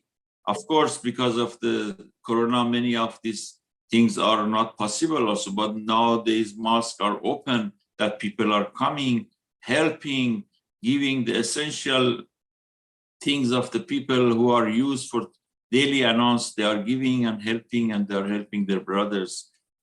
For this thing, especially, we have forgotten that God created us for what? Allah has created us for what? We have lost our reality. We have lost our family. We are marrying. The God has created man and women to be wife and husband, and they live together to have a family.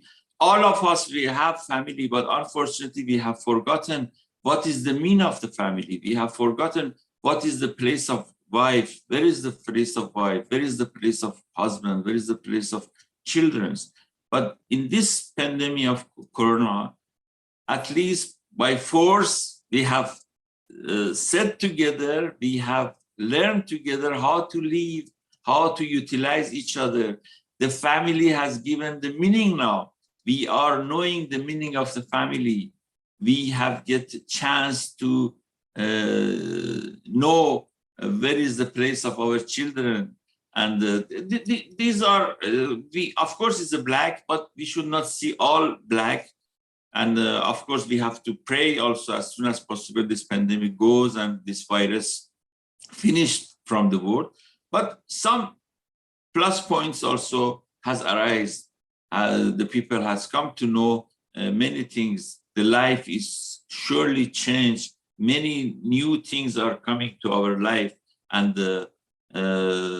this is very important. This was the one part which I wanted to mean about the religion and this and that. And second part, especially in Iran, as you know, that we are sanctioned. More than 42 years after the revolution of Islamic Republic of Iran, we are on the sanctions of the superpowers, especially US, America. That is political.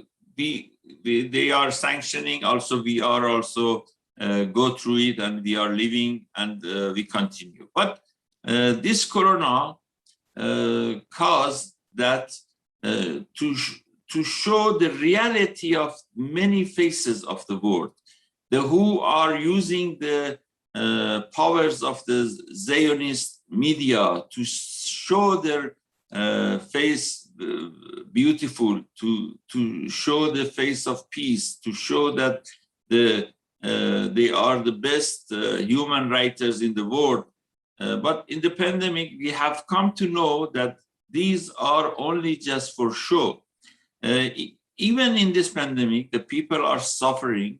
They have continued the sanctions, even for medicines, even for the needs of the people. Today, everybody is suffering, especially in Iran. Also, we have the same problems as everybody is having, especially after the Delta virus spreading, that as Indonesia is suffering also, unfortunately. In Iran is suffering also now. There's more, our rate of the death is becoming more than 300, and it's a problem for everywhere. But in this position, still the US and America are sanctioning our peoples, even for the medicines, these and that is very horrible. That really the world should come to know one day that what they have done. And of course, as we have said every time that 42 years, what progress has happened in Iran, we are thankful for to God and Allah for the sanctioning of US to us, because this sanction has made us to stand in our feet, and we have developed a lot in various parts of the country. And I don't want to go on to that because the topic is something else. But even in this corona and pandemic of corona, because of the sanction and because of the belief of our nations to help and to raise the flag of Islam and to prove this Islam, and young scientists of the Muslims are also doing their valuable things. They are not dependent to others. They have their own rights also to do whatever they are possible to do for the sake of their nations. For this thing, as we see the sanctions are there, and they are not, nobody is going even to, as you know, even to supply the vaccine to us. They have made us sanctions, and we had problems up to 1 or 2 months before, even for bringing the sanction. They were not allowing the transactions of the money to other countries. We have purchased many vaccines, but nobody, because of the transaction was in sanction, for this thing, nobody was able to give us the vaccine even to save the people. But Alhamdulillah, our young scientists, they have started their research, and as you know, and you heard also, Alhamdulillah, we have produced 2-3 vaccine, which the news has come. As you know, that Iran has 100 years of the experience of the production of the vaccine for this thing. Alhamdulillah, by grace of Almighty Allah, they have proved that it is possible, and they have made the vaccine that Co-Barakat, which is now practicing in Iran, and now weekly more than 2 million vaccine we are producing now, Alhamdulillah. And within a 1 month, we have more than 12 millions of vaccine now in Iran, and we are we are started to vaccinate our people, inshallah, to cure this. But as I have told you, it's not mean that one country is, if it's safe, it remains safe. No, it's not possible at all. We have believed that all the countries should be safe.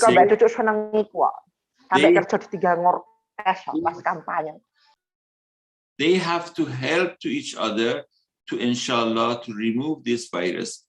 Anyhow,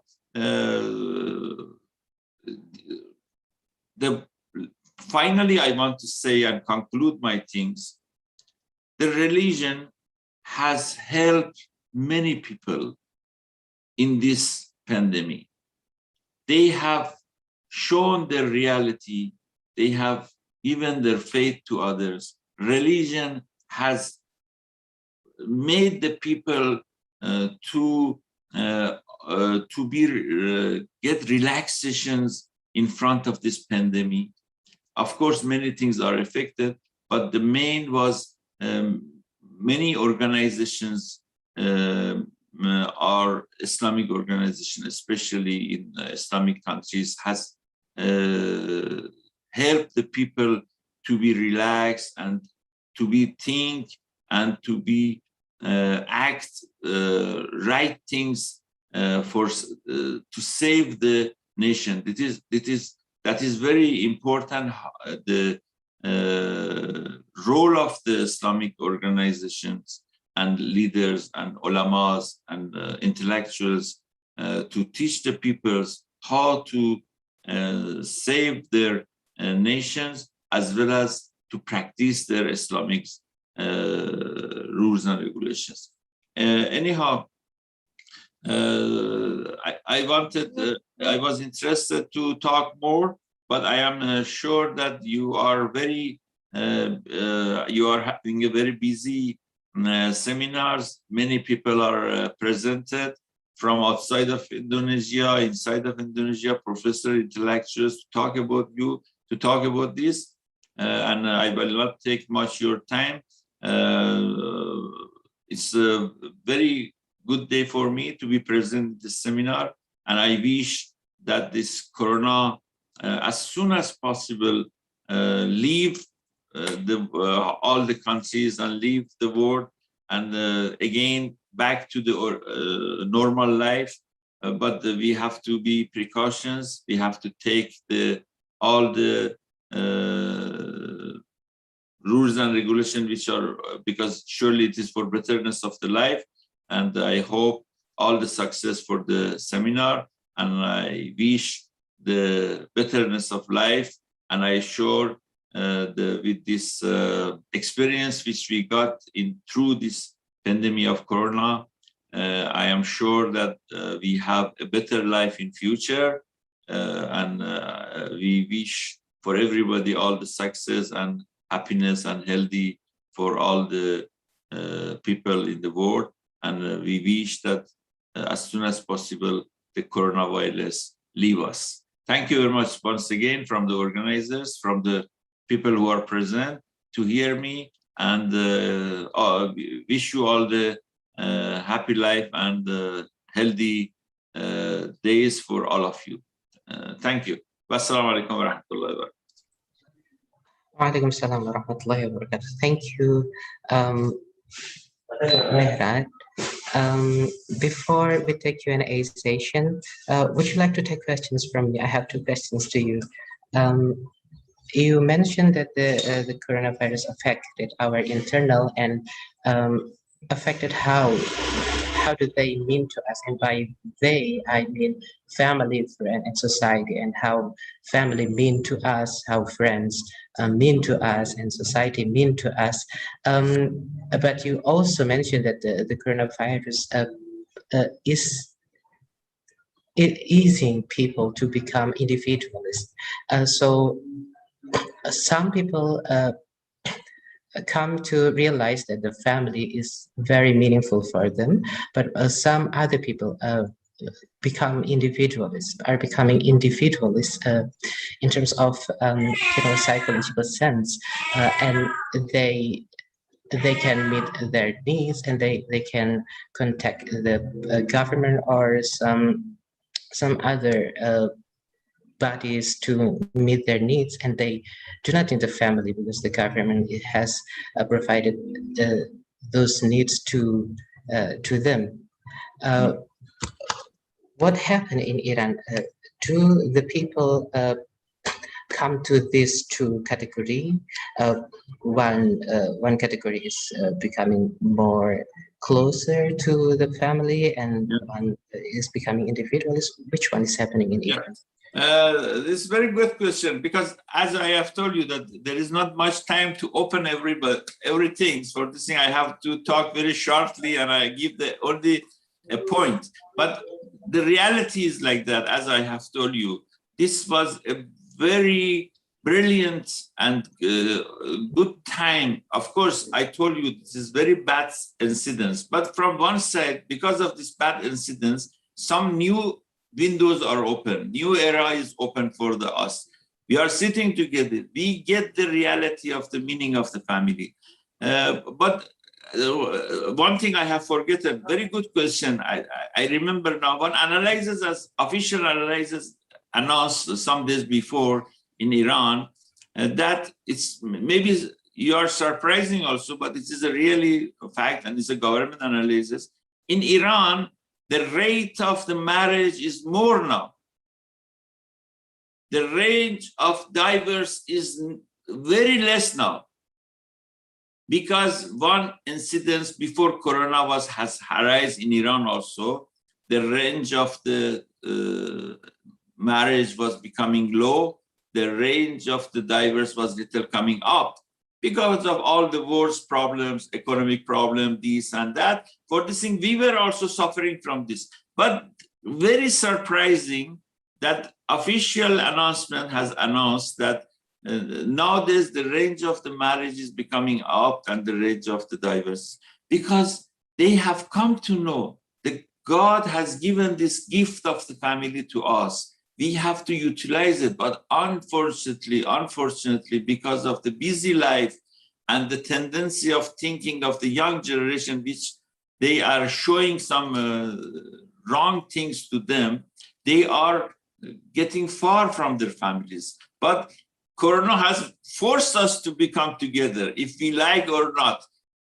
But when we come together, nowadays we are coming together, really I'm telling, in Iran, through the religion teaching, we are practicing now.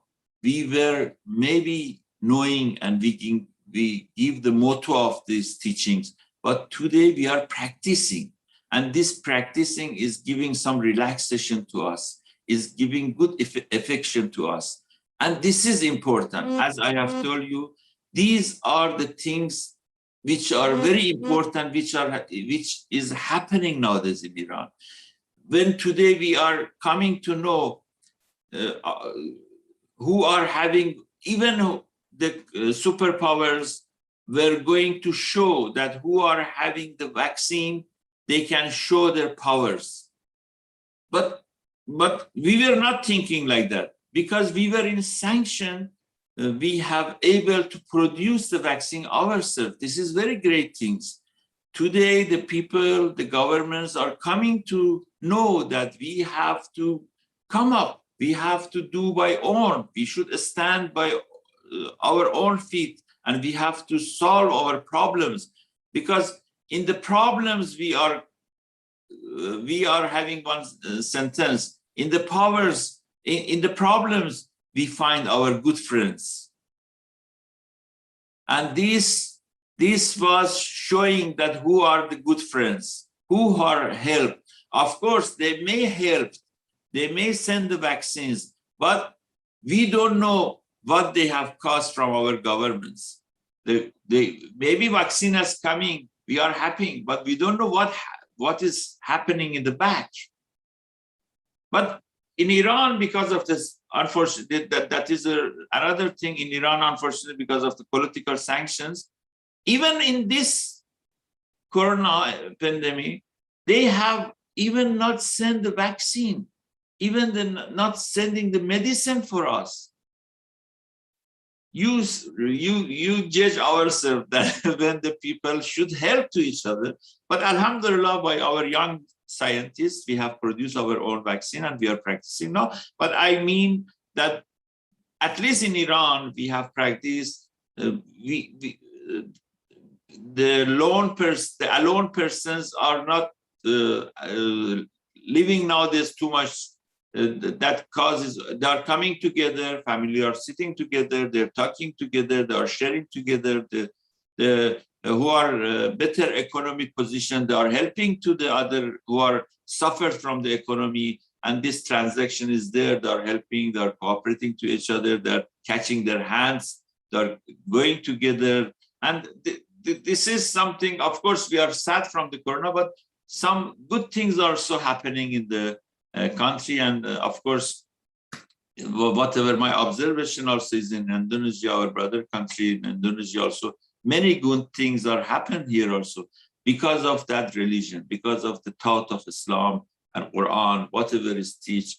We, unfortunately, because of the busy life, we were not having a chance to practice it. Now we are having chance to practice our teach, whatever we have taught. That is important. Thank you very much. I hope that I have answered your questions. Yeah, you answered that, but you also mentioned about the interesting phenomena, and your statement is very interesting for me because I do my specialist in gender, and also Inaya do specialist in gender, and the increasing number of marriage and the decreasing number of divorce is very interesting for us. And we also have the speaker who is a specialist in gender, so we can talk more about this in the Q&A session. But that is that's important also because it's different from Indonesia. I don't know the updated version of the data, but all I can and hear is that the increase there is an increasing insignificant number of divorce in Indonesia, and it's about Muslims because they come closer to the family and they meet the family 24 hours, 7 days. And they know, they become bored, and they bring this brings about the problems, and they cannot manage to solve that, and then they got divorced. So in Indonesia, as far as I know, there is an increasing number of divorce, and maybe Bu Inaya can mention to us the updated version of that. But that's very interesting and important. But you also mentioned about the religiosity of Iranians, and this brings me to my second question, and it has two parts, part A and part B. Part A, Indonesia is known as a nation with religious Indonesians, with religious people, and that brings about the good things and the bad things. And one of the bad things is that religion becomes the barrier for the people to get vaccinated. For example, they don't want to get vaccinated because the vaccine is not halal. There is an issue. There is a rumor about that. Then people from the rural areas hear about this information, and they don't want to get get vaccinated because it is not halal, and that is a religious issue. And so it is the religious motivation that hampers them to get vaccinated, and that is because they are religious people. What about Iran? Are Iranians that religious as the same level in Indonesia? And what does religion function to Iran? Is this a barrier to get vaccinated and to get some health therapies or health treatments, or it is encourage them to get health treatments and health? You got yeah, there's very good questions. Yes, very good questions. One thing is that, as you know, the government of Iran is Islamic government. And beside the Islamic government, we have a leader, Islamic leader in Iran. Ayatollah Khamenei is the Islamic leader of Islamic Republic of Iran. We have the government and we have a leader. Leader is, of course, it's a political, but it's a religious figure. His Highness Ayatollah Khamenei is a religious person.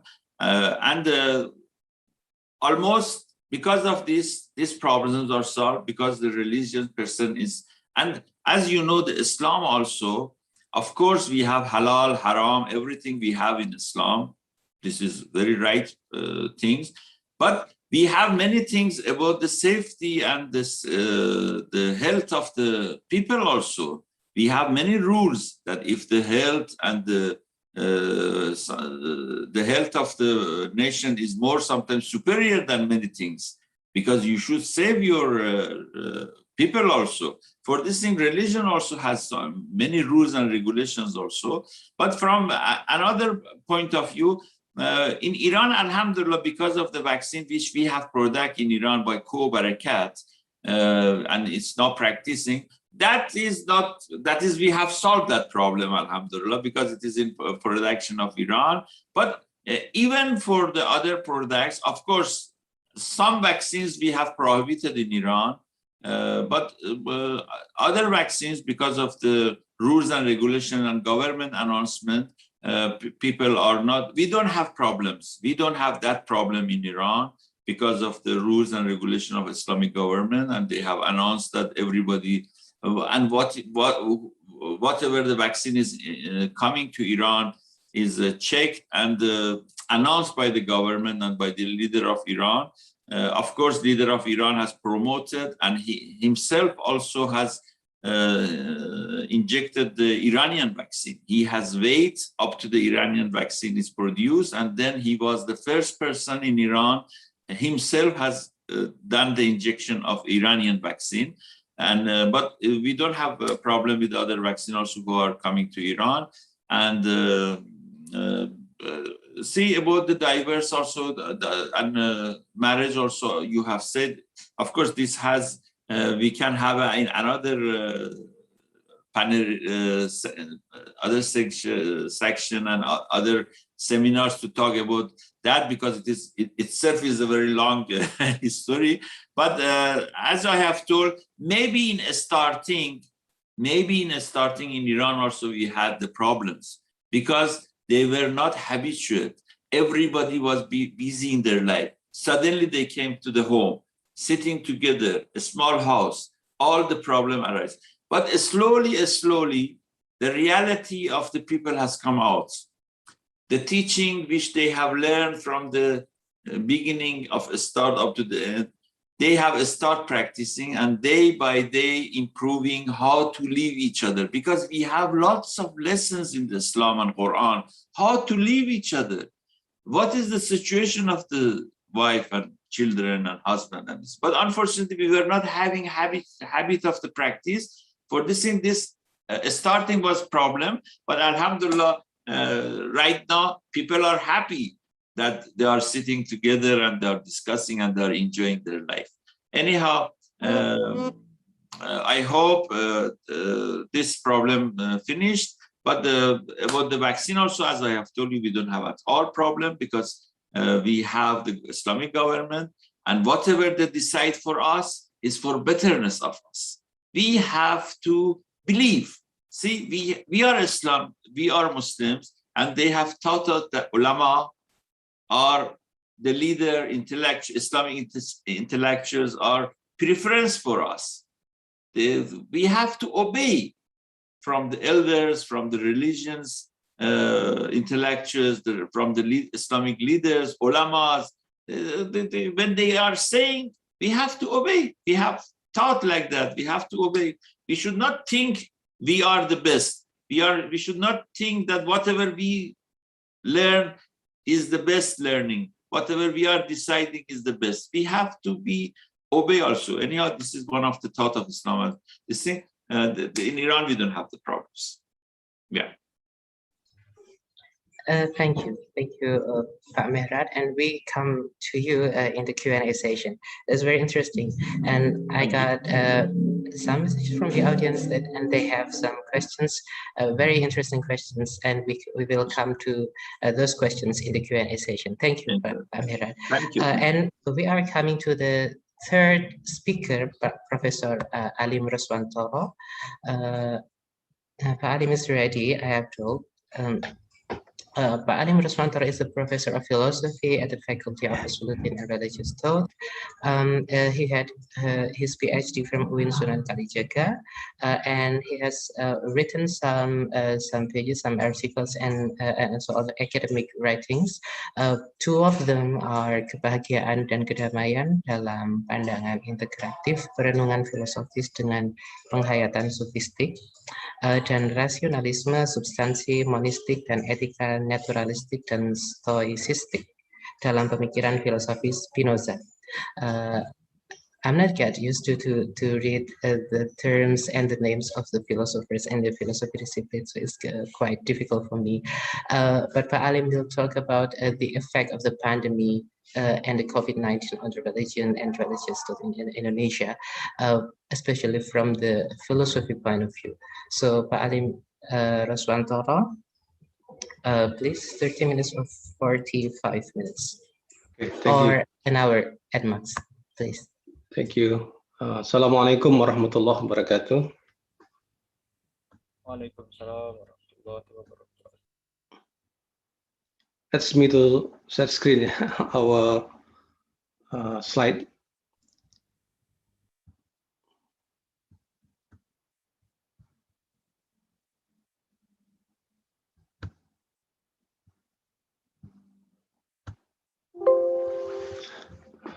Okay, the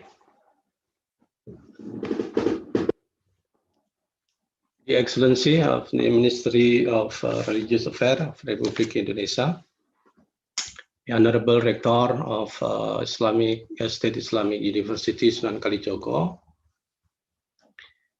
and of course our Dean, the Honorable our Dean, Dr. Inayah Rahmania, and all participants here. Good noon, yeah. Good morning and noon.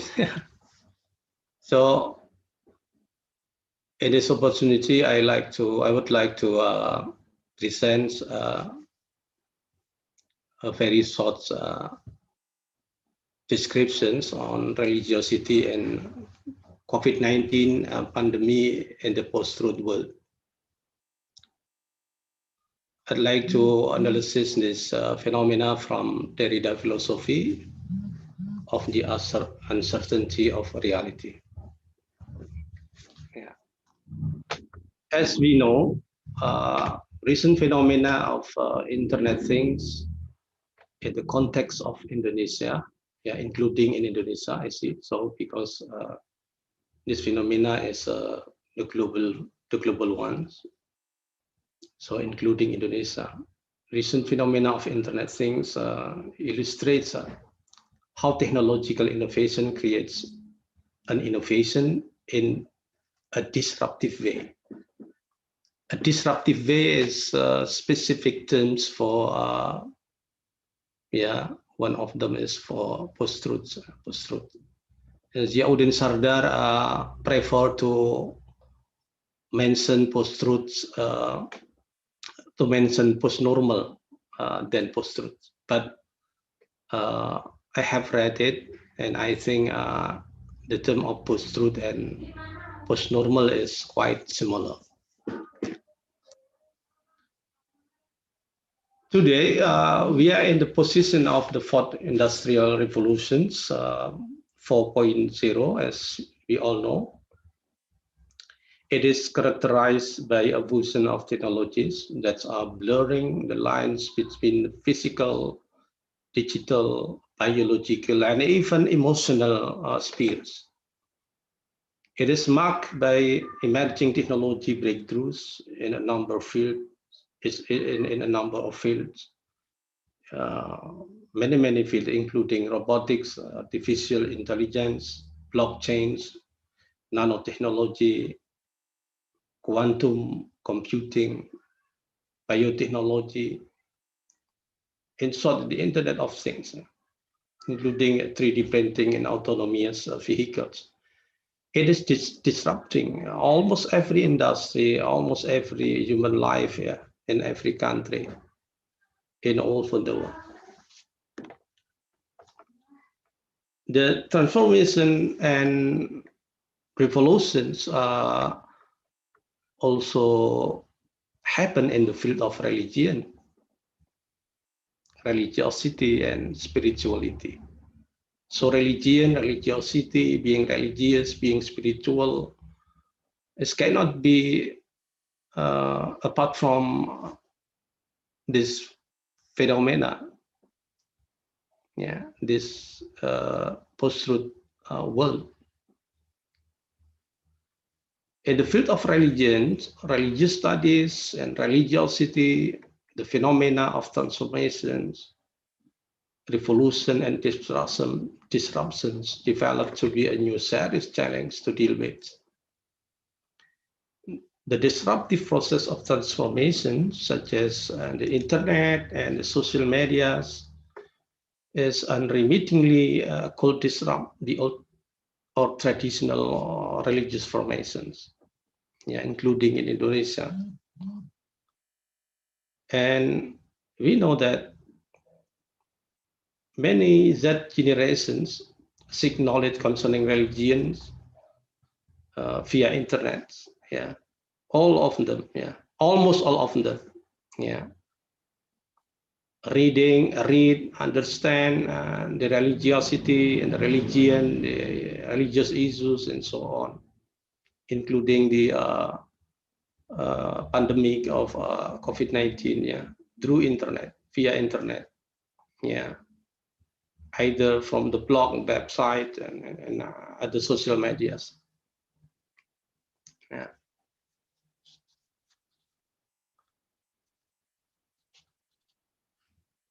a recent survey we have from the Center for the Study of Islam and Society in Jakarta shows that 45% of that generation seek knowledge concerning religions via internet, including the blog, website, and other social medias.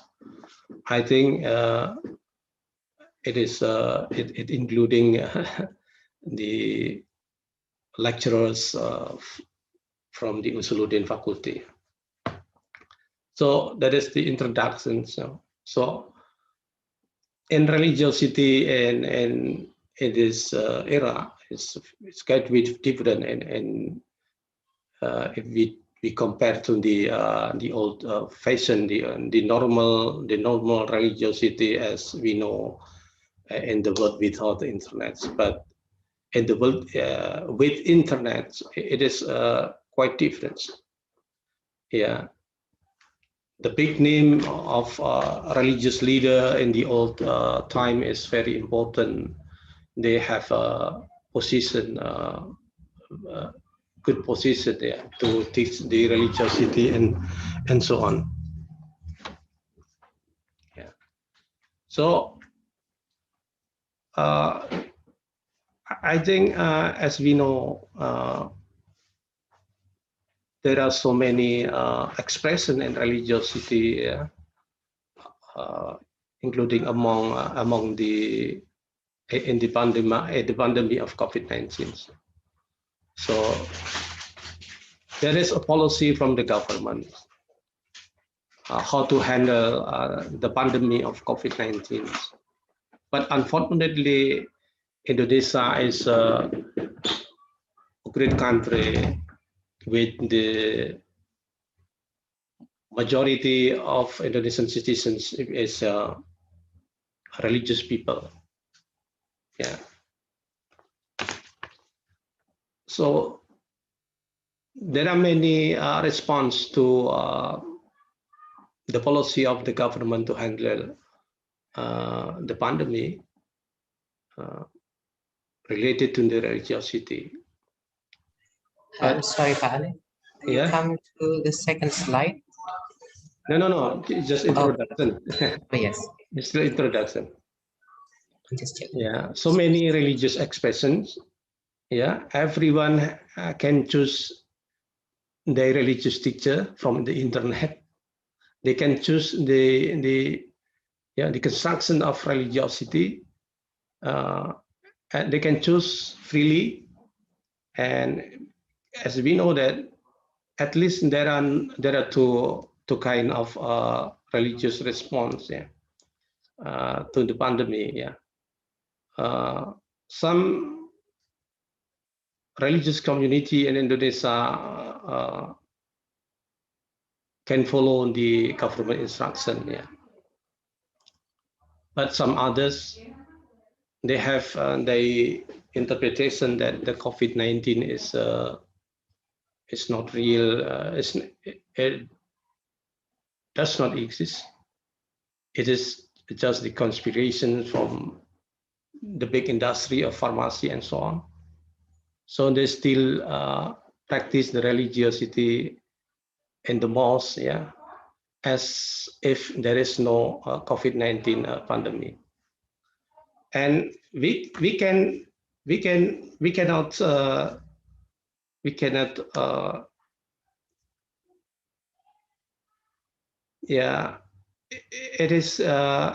it is arbitrary, arbitrary, because religiosity is free chosen by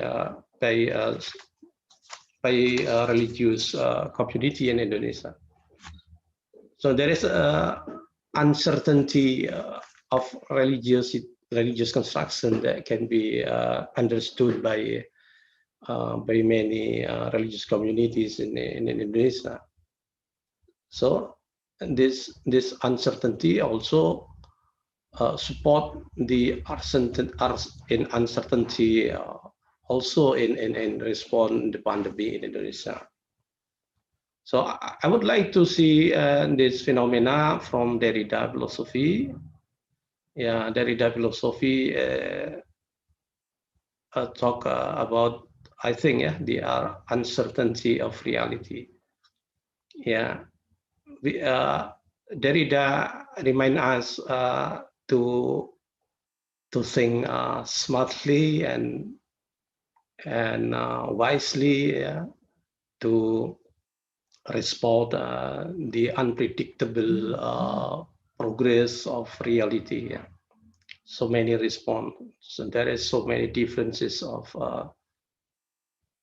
understandings of any reality, including the religiosity and the pandemic of COVID-19.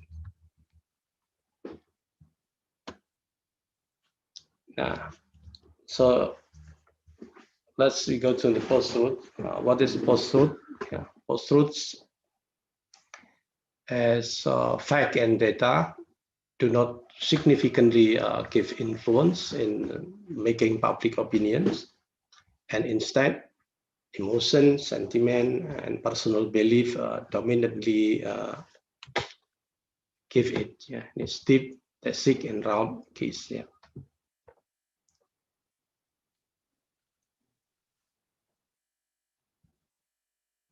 So as a lecturer in the university, we usually think in academic way, in rational ways, but in the post-truth and in the world with the world with internet, yeah. So everyone can construct his thoughts, both using both the rational ways and emotional way. Unfortunately, most of them use the emotional, personal sentiment and personal belief, yeah, rather than using the rational ways.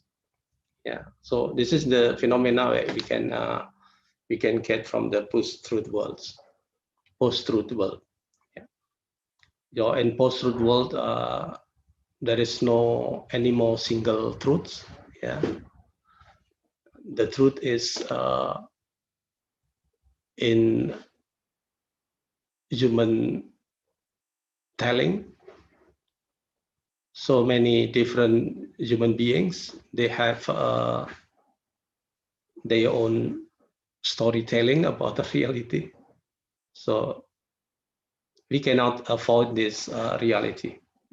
So the post-truth world is a social political climate in which rationality and objectivity allow the emotion and passion to side with beliefs, although the facts actually show the different things. Yeah.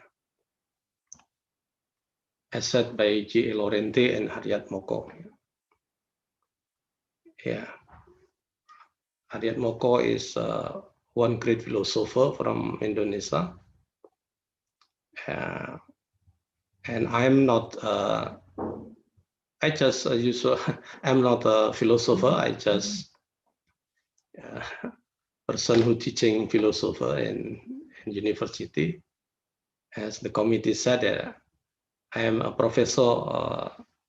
Please don't call me professor. Yeah, I'm not a professor. I'm still a doctor. Yeah, I'm still a doctor. Yeah, maybe if you call me associate professor, it's quite okay lah. Yeah.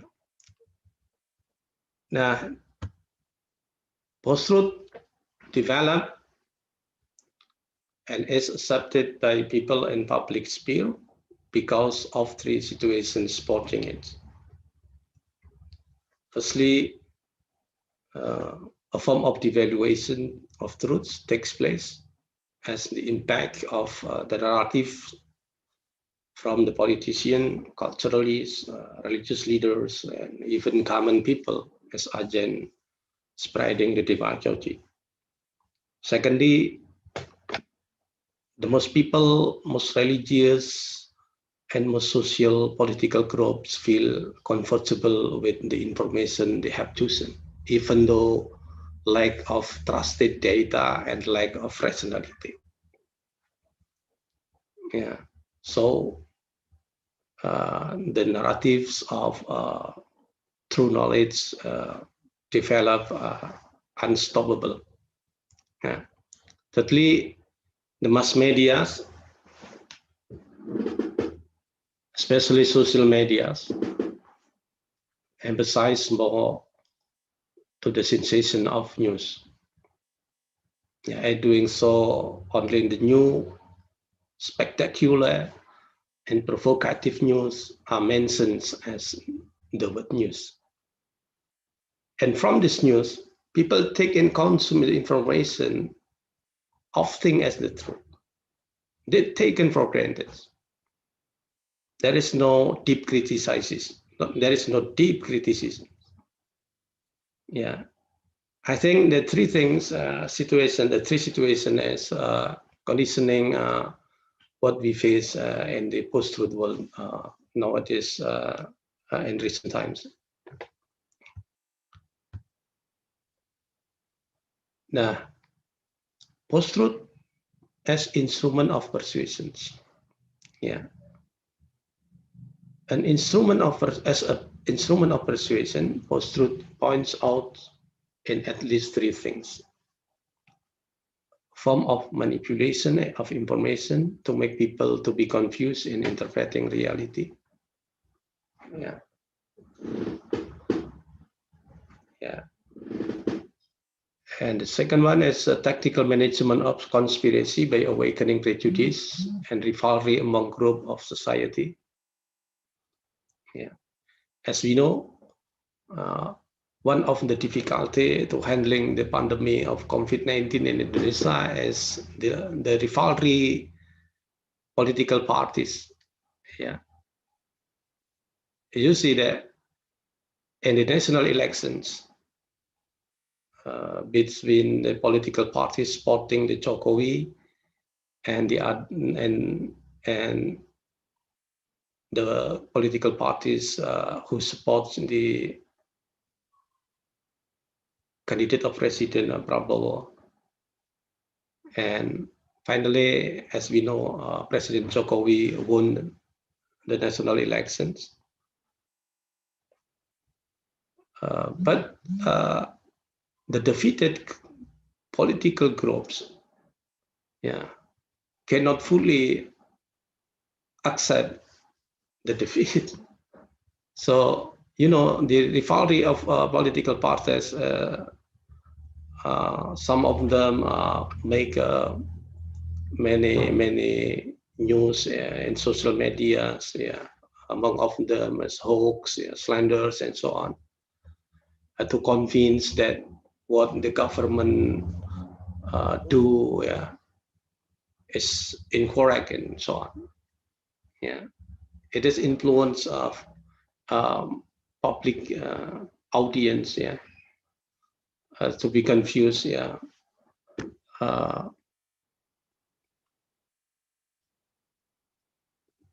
to be confused to follow the government or the political party and so on.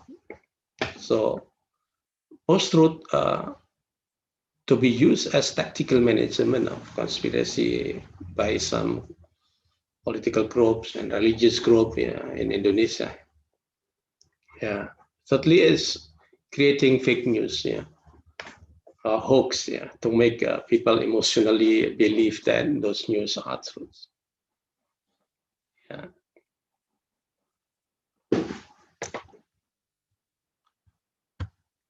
Ya, mungkin ini karena sebagian besar juga peserta dari Indonesia ya. Saya lihat.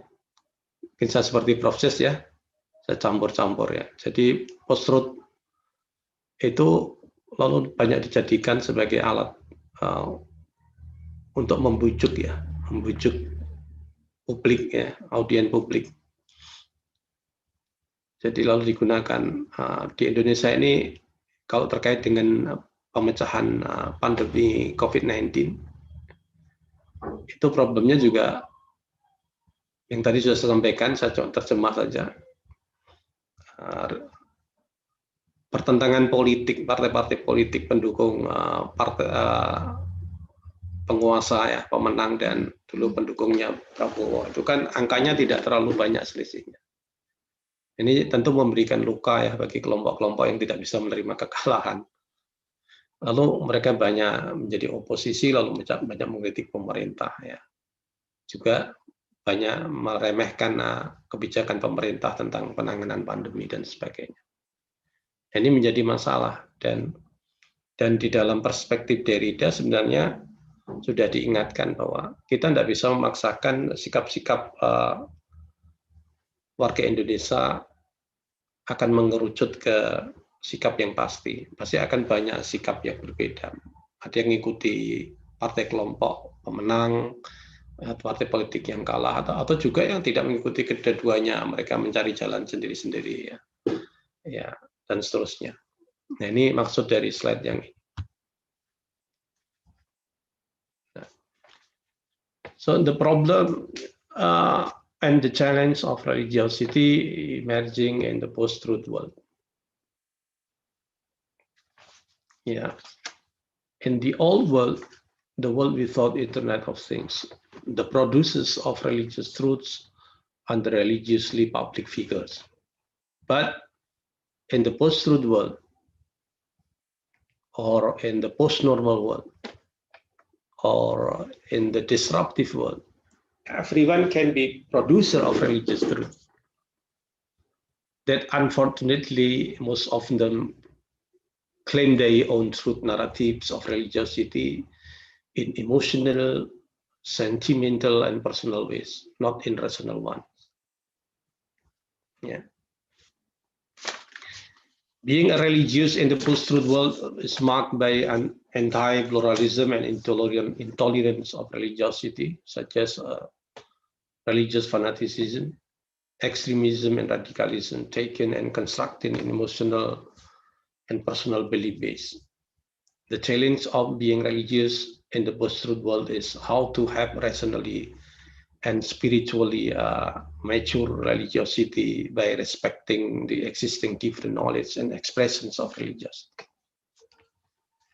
Now, the slide I want to show what the beginning of the slide is. As we know that formal education is not solely the source of for dissemination and inculcating values, thought and norms. In normal time, before new normal science, people learn from their formal teachers in the class, yeah, or from their religious figures in the boarding schools, etc. Yeah, it is in the normal world, yeah. Yeah. By using the mainly determined reference from the school, from the boarding school, and so on, in luring way. Yeah. But in the post-normal or post-truth time, social media somehow replace the role of educational institution and of a religious authoritative agencies. New religious figures arise from the social media and become immediately more popular. Yeah. Religious people and even people in general can rapidly recognize many new religious figures and teachings outside their formerly formal religious leaders and teachers. They can freely consume a variety of religious information and interpretation, and they freely prefer to a certain religious conceptions due to their own passions than the other ones.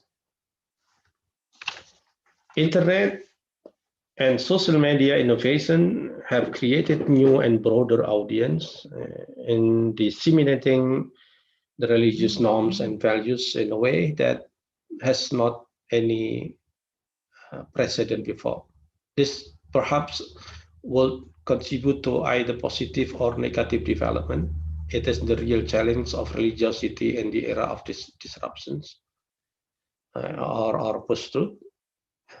Among the sources of religious knowledge are religious teachers or figures and religious institutions As we know, religious figures are those who has distinguished religious knowledge such as in Islam, Kiai or pastor in Christianity, Padanda in Hinduism, and so on, and religious institutions. And religious institutions are places in which people can learn religious knowledge in school, in boarding school, and university, and the other places. But in this new era of Truth, new era of instantly digitalized information, everyone can be religious teacher. And religious website, blog, social media, etc., can replace the religious institutions. Yeah, as we know, so we can choose so many religious teacher in the Internet of Things. Yeah. So, of course, it is influenced the way of being religious from many people, including Indonesian people. Yeah. They have so many alternatives of religious knowledge and expression.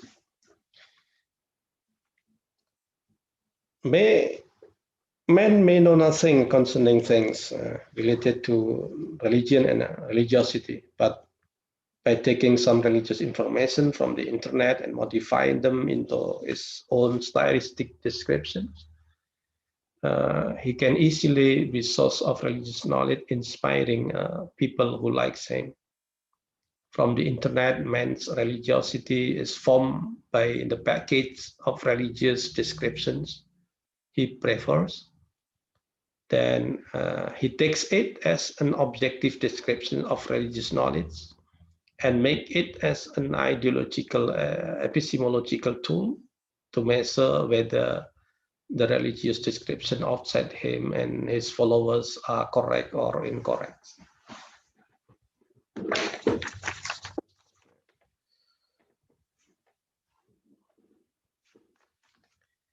Religious people in the internet tend to calculate one another merely in order to force its religious description on the other ones. Consequently, the mutual calculations among people religious truth claim emerge the tension and conflicts.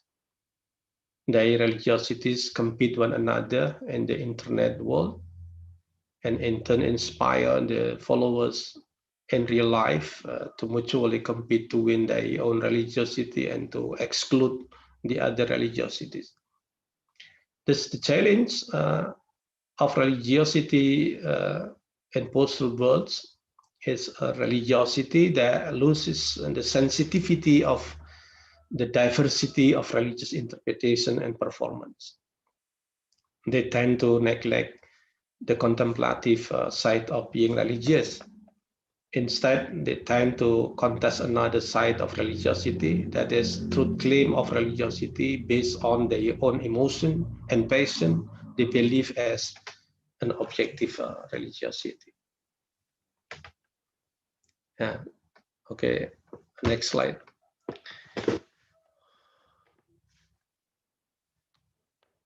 So the challenge of religiosity in the post-truth world is because there are so many hoax, there are so many expression and knowledge of religiosity. So I mentioned the final statement in this slide. Yeah. The truth of a religious message can be detoured for the sake of the interest of a certain religious and political group. The people's belief will be born through detouring the meaning of religious message as if it is true. The challenge of being religious in the era of post-truth is to disclose the true truth of religiosity behind the barrier of hoaxes of religious narratives, convinced to the people by a given political religious group as if they are true messages of religions. So I'd like to analyze this phenomena from Derrida perspective, but I just quote some general view of Derrida. Yeah. The Derrida's philosophy is not easy philosophy. Yeah. So many terms he used. So I just review generally of Derrida philosophy before I return to the phenomenon of religiosity and pandemic COVID-19. Yeah, I said before. Yeah, language versus speech. Yeah, language does not have a constant meaning connected to a fixed reality. Speech has a connection to reality that writing does not have. It means that, as you know, for example, Islam. Islam is delivered by the Prophet Muhammad in oral ways, and there is no written version of the Quran. So this is the mental proposition of religiosity. Yeah. The Sahaba, the people who live with the Prophet Muhammad sallallahu alaihi wasallam, can directly understand the religious teaching from the Prophet. Yeah. It is a very authentic, very unique. But after the Prophet Muhammad passed away, there are so many kitab, written by ulama, by religious scholars, and so on. And we understanding Islam from the written word, from the books, from the books. The book is interpretation. Unfortunately, the Quran itself never speak, by itself to us. Yeah, but the meaning of the Quran is always in human understanding, in Muslim understanding, in Muslim interpretation, in Muslim conceptualizations, and so on. So Derrida reminds us to protect the Quran from the subjective interpretation of the Quran. But unfortunately, the world of meaning is always in the world of interpretation. Yeah. Logocentrism, the assumption that something lies beyond our system of linguistic science, to which a written work can refer to substantiates its claim to be an authentic statement. So Derrida reject the logocentrism. Logocentrism, you know, logos, logic, the word thought, and center, as you know. So the meaning is center in a logos, in a certain logos, in a certain interpretations. So the Quran is, for example, the Quran is independent and transcendental. But because the meaning of the Quran is always in human thoughts, then the ulama understand and interpret the Quran, and formulate the religious teachings through the kitab, through the religious texts, and so on. So many religious groups, as we know, there is a Shi'i Islam and Sunni Islam, and in Sunni so many groups.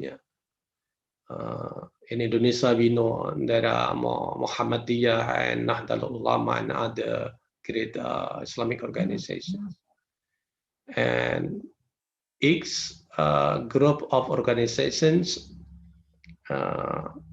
guess that the construction of religiosity is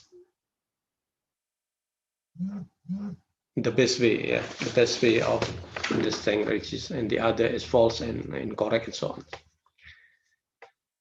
So It is not correct for Derrida, so the logocentrism should be rejected. Yeah, should be rejected, and to be replaced by the discourse. Yeah, the dynamic discourse of reality. So reject written language as the carrier of meaning. Yeah, there is no transcendental basis for ensuring our language. There is no meaning outside the text. Yeah, it is very popular and Derrida thoughts. Yeah, yeah. One of Derrida's well-known word is there is nothing outside the text. Yeah, il n'est pas de hors texte. Texts, in broad sense, are meaningful unit of world. Yeah, Derrida described the paintings, buildings, institution as texts, namely as the meaningful units. The meaning never inside the text, but the meaning is always the result of human reading of the text. Yeah. So there is no meaning outside the text. It means the meaning is always in human mind and experience, in human interpretations. And unfortunately, the interpretation is arbitrary. It is always open to everyone to have their own reading and interpretation. If one read and interpret the new text, he put it on the new context and due to his subjectivity. By putting the text, he read and the new context of Derrida. Derrida wants to open the production of new meanings. It is a process of dissemination, opening the readings or interpretation to produce the meanings. So the meaning is uncertain. Yeah, there is no uncertainty in the meaning of the text. The meaning is always ongoing process. Yeah. So the logocentrism stop. Yeah, this creativity of interpretation.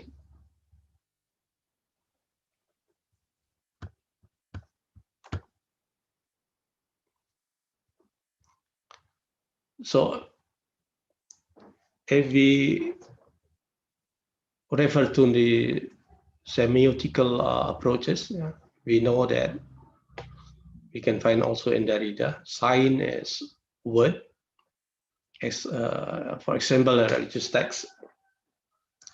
Signifier is words, physical signs inside the religious text.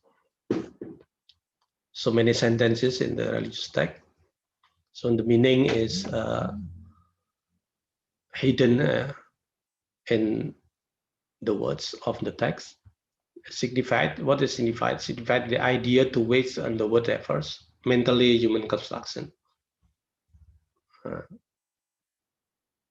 And transcendental signifier, the meaning beyond the universe that gives meaning to everything else. For Derrida, there is no transcendental signifiers, and there is no metaphysical meaning and a thing of a text.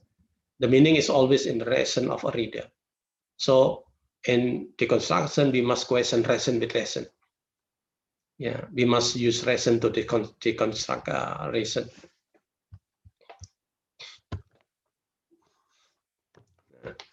So deconstruction mean decentering. We must use philosophical assumption to launch an assault on logocentrism. Movement between binary opposites. Yeah, free play between various readings. There are always new reading and new context. Yeah, people with new context and new world cannot be forced to understand the text as old way of understanding the text. Yeah, this is the spirit of deconstruction. Men should deconstruct binary opposition way that the old method is truly correct and the new one never be correct. Deconstructionism is a way of criticizing the interpretation of text in positive ways and not in negative ways. The goal is to open the text to the unlimitedly alternative readings or interpretations. That is, to search the neglected elements of the text. In moral message perspectives, it is intended to give the justice and to prevent the usage of violence in order to force the truth. Deconstruction is always an intervention to change the old way to the new and alternative ways of reading the text. If you see the word deconstruction, it is consists of two terms, destruction and construction. We have to destruct the binary opposition. Yeah. And instead, we must make the construction in those discursive way. Yeah, I think this is what Derrida means, deconstruction. Yeah, don't force people to follow your thoughts, because everyone has their own interpretation of a reality of the text and so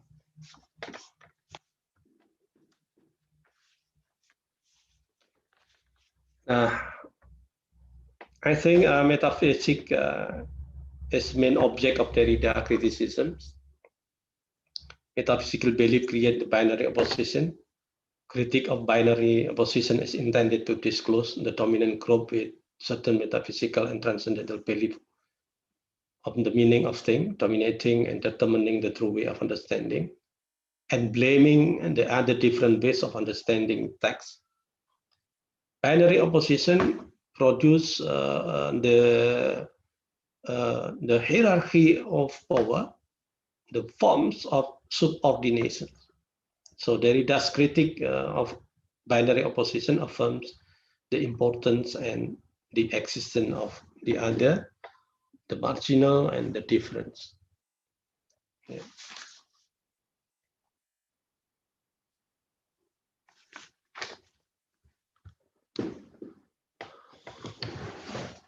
Okay, if we look at the logicity and logocentrism, there is a meaning in the text that correspond to a reality outside the text, but actually it is no more than writer's claim. It is that Derrida calls logocentrism, while person interpretation of the text is a flaw. There are several checks on the interpretation of a text. Texts are best understood inside an interpretational communities. Okay, we go to the post-truth and religiosity, Derrida's reading. Yeah, debate on religiosity and the pandemic of COVID-19 and the post-truth world indicates the phenomena of anti-absolute truth of religiosity and anti-single response to COVID-19 handlings. Yeah, by government, by some other organization in Indonesia, yeah, such as NU, Nahdlatul Ulama, and Muhammadiyah has highly support the government to handling the COVID-19. Unfortunately, some Indonesian people cannot support the government handling way. In fact, many kinds of the emotionally subjective truth of both the religiosities and the people's responses to the governmental handling of COVID-19 pandemic, coming from individuals or religious communities, are emerging in the post-truth world, as right now we can see it. And because of this phenomena, problematizations of the truth of religious knowledge and expression, both supporting and disrupting the handling of COVID-19 pandemic, is needed, since religious knowledge and expression is always in the teller in the religious human understanding. We should be able to differentiate truth of religiosity in itself from the religious truth-telling. Yeah, because for me, and in philosophical book, there are so many description on the appearance of truth. Truth is always two faces.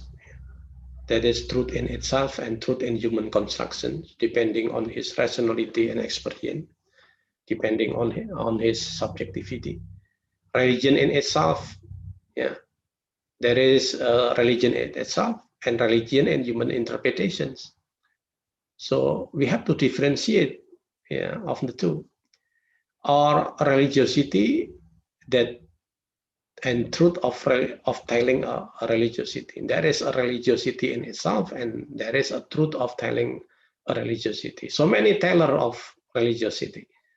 Yes, so many tellers of religiosity. So there are so many religious expression in the real life. Yeah. So to problematize religious knowledges and expressions means to have critical attention in philosophical way. Yeah. This is what we can learn from Derrida. We have to celebrate the differences, but we have to be more critical, yeah, in philosophical way, yeah, facing the diversity in religiosity or in how people respond to the COVID-19 pandemic handling by government or by some organization in Indonesia. Even though there never be absolute truth or knowledge in religiosity, it does not mean that there is no truth of religiosity or truth of religiosity is nothing. It doesn't mean that religiosity is nothing if we read this phenomena from Derrida. Yeah. But the transcendental meaning of religiosity from Derrida's perspective, yeah, should be postponed. Okay, you believe in the transcendental meaning, but you can never touch this meaning, because what can you touch is always your interpretation of the text of religiosity.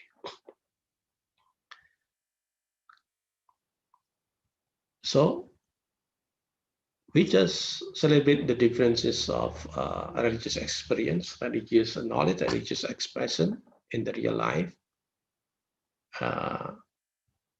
And at the same time, we pay critical attention to the diversity and construct our own religiosity, and we live with our construction, of course. So harmonizing and compromising among individuals telling a variety of religious truths are needed. In post-truth world, we do not need to live the truth of religiosity. What we need is to recharge the truth of religiosity and the complexity. We need to be more wise in opening our mind to listen more in order to have new horizon of knowledge and expression in religiosity. So we can, so there are 3 lessons learned from the uncertain phenomena of religiosity and COVID-19 pandemic handling from Derrida's reading. Yeah, that's reality versus perceptions, and then self-criticism, and finally is commitment to include, not to exclude others. Yeah, really versus reality versus perceptions. Religion in itself is a reality, and religion and human understanding with its limitedness in rationality, experience, and emotional engagement is the perception of religions. So the religion in itself is different from the perception of religion. Human beings, through their limitation, produce the manifold of perceptions of religious knowledge and expressions. In the post-truth world, the manifold of different epistemological groups of religious people, from the traditionalism, modernism, and postmodernism, mutually contest their own perception of religiosity in the public sphere through the internet. We should not be trapped in one of those perceptions. Instead, we should endeavor to disclose the substantial universal religiosity hidden behind those different perceptions. Yeah. Secondly, the second lesson is self-criticism. Yeah, self-criticism is very essential. Yeah, not only in philosophy, of course, in philosophy, but also in our life, in our daily life, and so on. Always ask ourselves whether our religious knowledge and expressions are produced from an in-depth understanding of trusted religious data or not. Yeah, based on trusted religious rationality or not. Almost often in emotional, sentimental ways. It should be done as an effort to fight against emotional appeals and illusory promises of religiosity. We should continuously open our mind to the different viewpoints of religious knowledge and expression in order to widen our horizon of religiosity and in turn to widen our horizon of handling the COVID-19 pandemic, using the wise way of religiosity. Yeah, the COVID-19 is very real. There is so many proof of that this virus exists. This virus exists in front of us. Yeah, so it is okay to alter, to change our religious practice and new normal. Yeah, to support the governmental policy and handling. The final lesson learned I can say here is commitment to include, not to exclude others, to include all differences in society and in the public sphere, not to exclude them. Yeah, because we are just one of the interpretations of the problem we face in the life. We must dedicate more time. Yeah. Commitment to include is we must dedicate more time to the frequently forgotten side of communication. What is the frequently forgotten side of communication? Yeah, we usually talk too much, but very little to listen others. So the frequently forgotten side of communication is listening others in order to have a commitment to include other narratives and other expressions of religiosity and other ways of handling COVID-19 pandemic. So government also learn from the society. Don't just instruct the society, because there is so many ways way of from the society, from the people, from the citizen of the Indonesian country in handling the COVID-19. So the government should learn from them also. We should be interested in and always respect to what others perceive and experience concerning religious knowledge and practice in order to have a spiritually wise thought and attitude in interaction with other religiosities. So that's all I think the committee, what I can say here. Thank you very much. Billahi taufiq wal hidayah. Assalamualaikum warahmatullahi wabarakatuh. Waalaikumsalam warahmatullahi wabarakatuh. Thank you. Sorry. Thank you, Pak Alim Raswantoro. Pak Alim has several important points, and he has, provide us with the conclusion. So I don't have to highlight it anymore. But I have two questions for Pak Alim. Do we really need post-truth? Isn't it a really old phenomenon? I mean, the modern world is just accelerating it with technology and freedom to choose, but it is a really old phenomenon. I mean, the reality and the people's perception of the reality is not only happening in this modern world. It was happening in the classical era. So do we really need post-truth? Did the scholars of the classical era have established some differentiate between the reality and the perception of the reality? That is my first question. The second question is that if you say that territory invites us to respect others, wouldn't it be totally the same with Shafi'i's call? I mean, the statement that is attributed to Shafi'i that I mentioned the truth, but you probably have also the truth, and I'm probably wrong, and you are wrong to me, but you are probably right. I mean, you are probably closer to the truth. So this Shafi'i statement is, implicitly telling us about the difference between the reality and the perception of the reality. So the question is only one: isn't it the old phenomena, the post-truth? But you can answer it in the Q&A session. Now we are about to listen to Samia Kotil. I wish I read your name properly, Samia Kotil. Yeah, that's right. Perfect. Okay.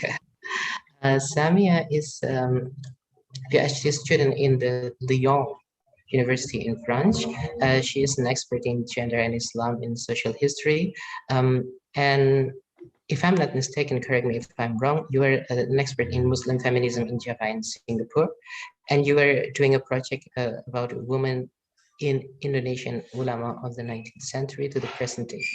It is the ongoing project for your dissertation.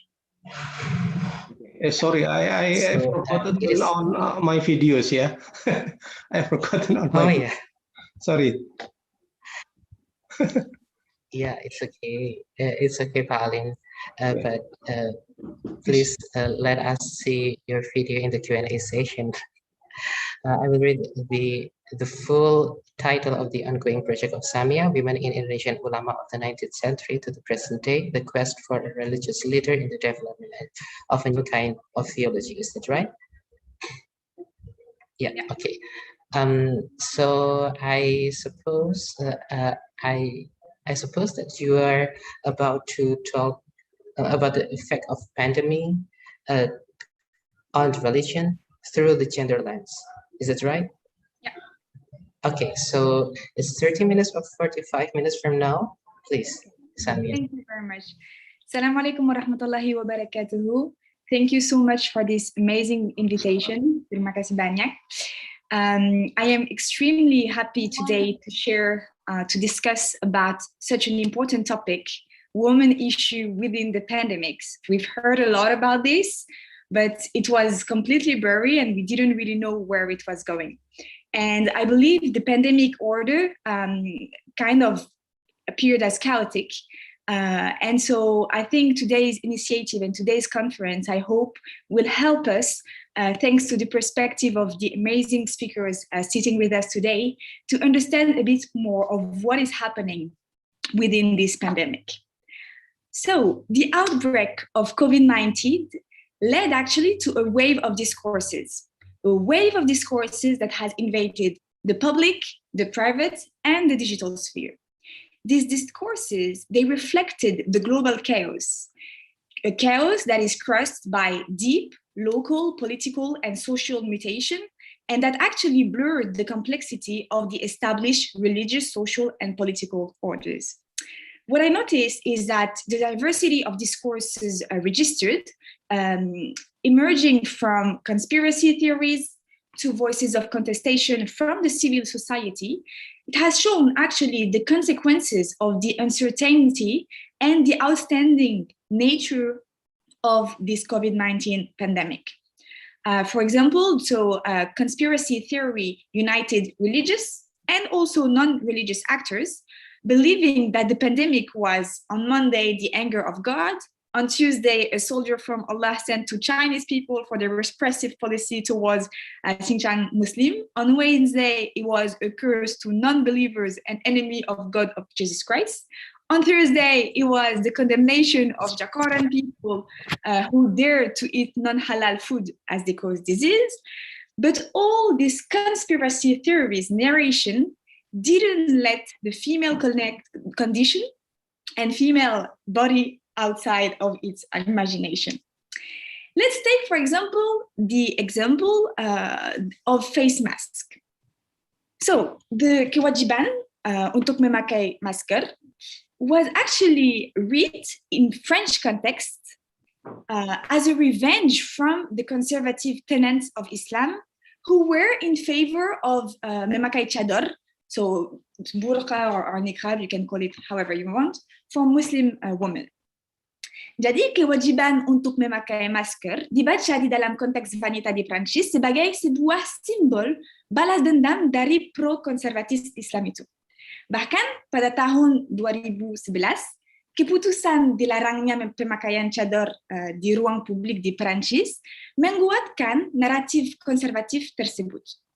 Meletusnya pandemi yang mewajibkan pemakaian masker di ruang publik diartikan dalam kacamata mereka sebagai amarah dari Tuhan sih. Dan di sisi lain, partai-partai anti-Islam mengartikan peristiwa tersebut sebagai aksi untuk mengislamkan Prancis, ya. Jadi di waktu yang sama di Indonesia ada beberapa juga kelompok minoritas yang menggalakkan masker wajah sebagai cara untuk berbusana syar'i, ya. So we see that in all of these discourses, through all of these debates around this Islamic woman dressing, all the narratives put in the center of the table woman's body regulation, woman's condition. And this actually reflects the exacerbated vulnerability of women during this social, political, and health crisis. So we really understand behind these debates that occurred actually in the same way, with the same example about mask, how actually it's just different narration. But behind this, we have exactly the same stigmatization, the same way of oppressing and wanted to regulate the way that women should appear inside of the public space.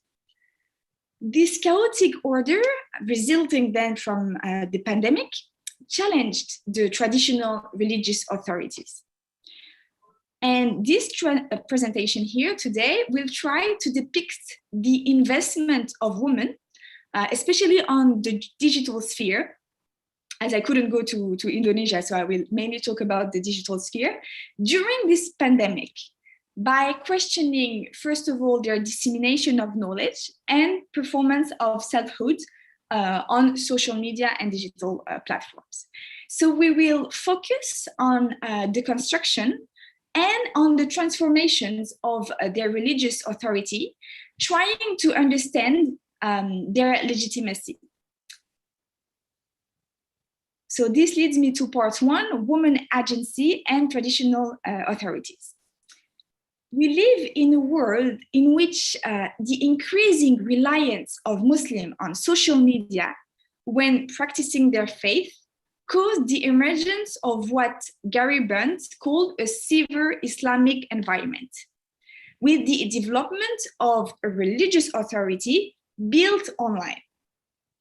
So the offline religious authority kind of cohabit with this online one. And the so-called traditional authorities are therefore challenged. The 212 Islamist movement occurred, for example, in December 2016, encouraged the rising of new savvy internet and conservative preachers as pivotal actors in shaping Islamic selfhood and political identity, especially amid young urban Muslim middle class through these social media platforms.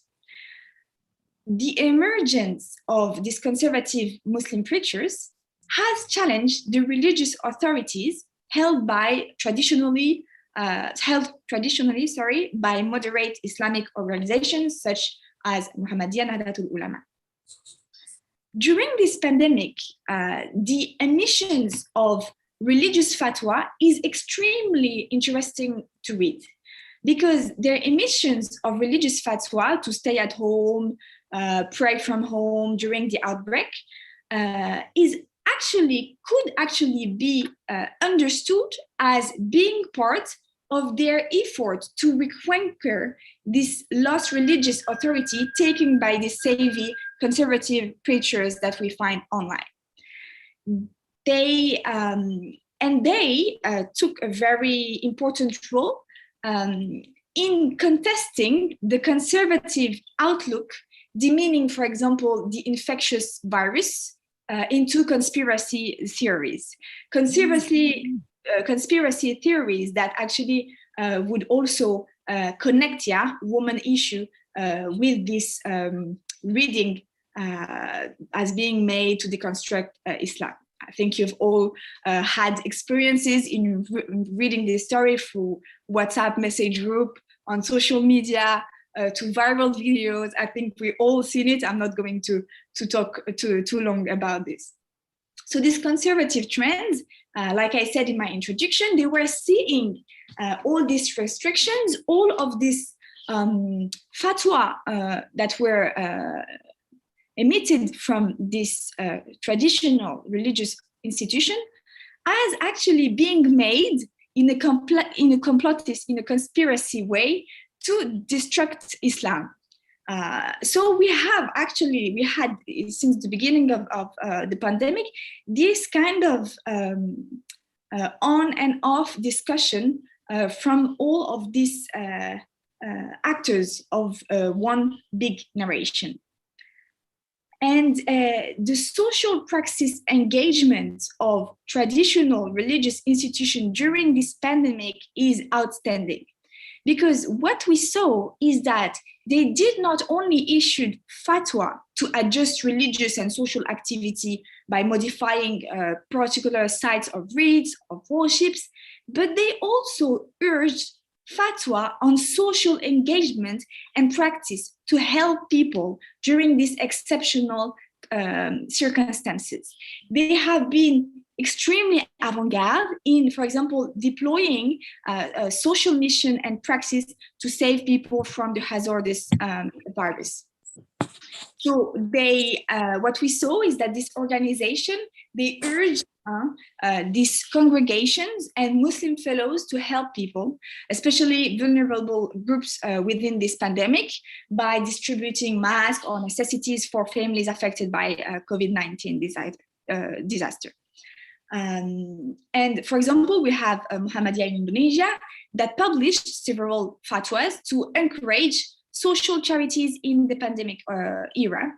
And they made, for example, a fatwa to allow the replacement of animal for qurban with money or donations to the victims of COVID-19. What is extremely interesting is that I actually observed the exactly same phenomenon in French context. So we don't have Muhammadiyah in France, as you know, but Muslim NGO in France, so all of the Muslim humanitarian action took the exactly same initiative, and they have been at the forefront of active providing to support actually the vulnerable populations impacted by the virus. So as soon as we had the outbreak of COVID-19, we had this NGO, this actor, and also the traditional institutions such as the mosque, encouraging people to practice their religion, their rituals at home, but also pushing the Muslim community in France to engage itself inside this social engagement. And what I observed within these two initiation, with these two pushing to actually engage in this social social welfare, I would say, role, is that women have been largely active as volunteers. Women have been at the very forefront of the pandemic.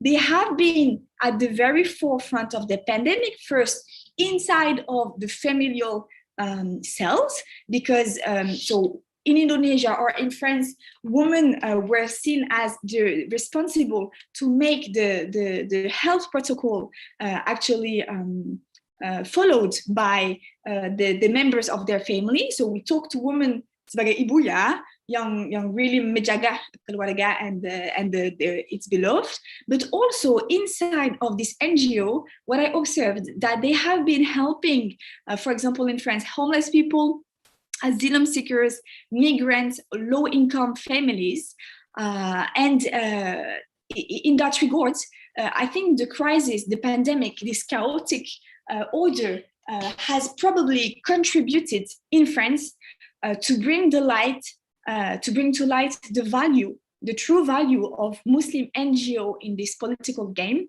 as with their daily actually participation and role in French society of a minority group. Because what is extremely interesting is that in the NGO, religious, just for example, Christian and Catholic NGO, most of the volunteers are old because it's a more third age engagement. But within the Muslim communities, most of the actors are actually young people like you and me. So they were less vulnerable than Catholic NGOs, for example, that kind of really, I think it was a big moment in which we had all of on social medias, in mainstream media, we had images, we had videos of Muslim NGO organizing themselves to actually assist the government in this social crisis.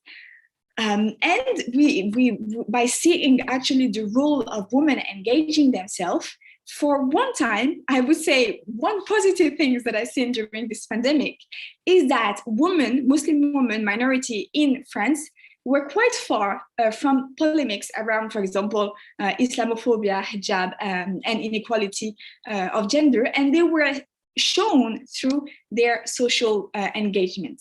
So that was quite, for the contextual part, I thought it was quite interesting to depict, especially because pandemic and especially the implementation of the lockdown increased the vulnerability of women.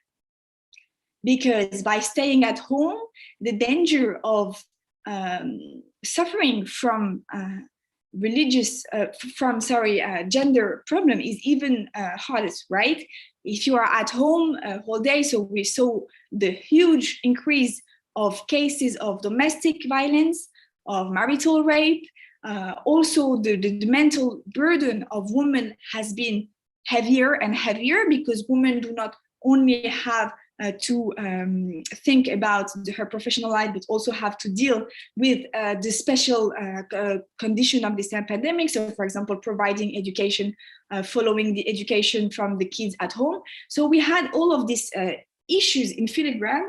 The government, of course, were talking about this, but I found quite interesting to analyze the engagement of women on also the field. And this leads me actually to read the social engagement on the digital sphere. I wanted to actually make a short case studies on the voices of female ulama, so quite an exceptional tradition that you are lucky to have in Indonesia, that burst on this digital sphere in between conservative and traditionalist religious discourses. So this social engagement has actually also been noticed online. By first, it has been massively seen by the strong and active community of feminists raising awareness of the danger of this pandemic, like I said before, due to the lockdown and the risk of gender inequality to get worse and worse. And what I observed is that we had a centralization of activism on this digital sphere that actually reached a wide palette of sectors, from politics, from economic, from social condition, domestic violence, all of this issue. And these campaigns, this educational context that were disseminating through online platform were very interesting for me to analyze, because they were didactic, they were collaborative through live session, so participatory, and they didn't aim to raise awareness, but they actually played a huge role in educating, in preventing, in empowering, but also it worked as think tank laboratories. And I think their role has been extremely important.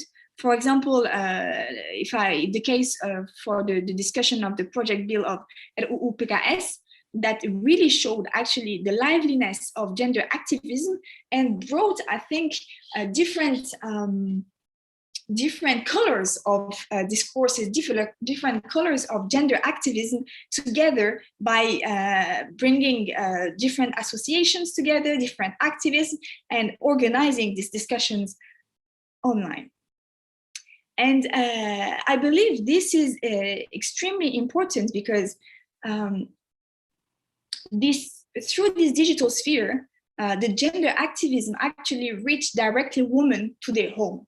Yeah, you are at home, you are connecting yourself to follow an amazing live session given by Professor Ibu Inaya Rahmaniya. You are at home, you don't need to go out. So it kind of actually broke the borders between public and private sphere. It comes to you directly, and it talks to women within their private sphere. And it kind of, for me, it was seen as a new era also in the way of engagement, bringing people from the United States to Jakarta, and bringing people from the activist community from Jogja, Jakarta, Sumatra, and doing really this connection of people, building bridges between activism. That was very interesting to analyze.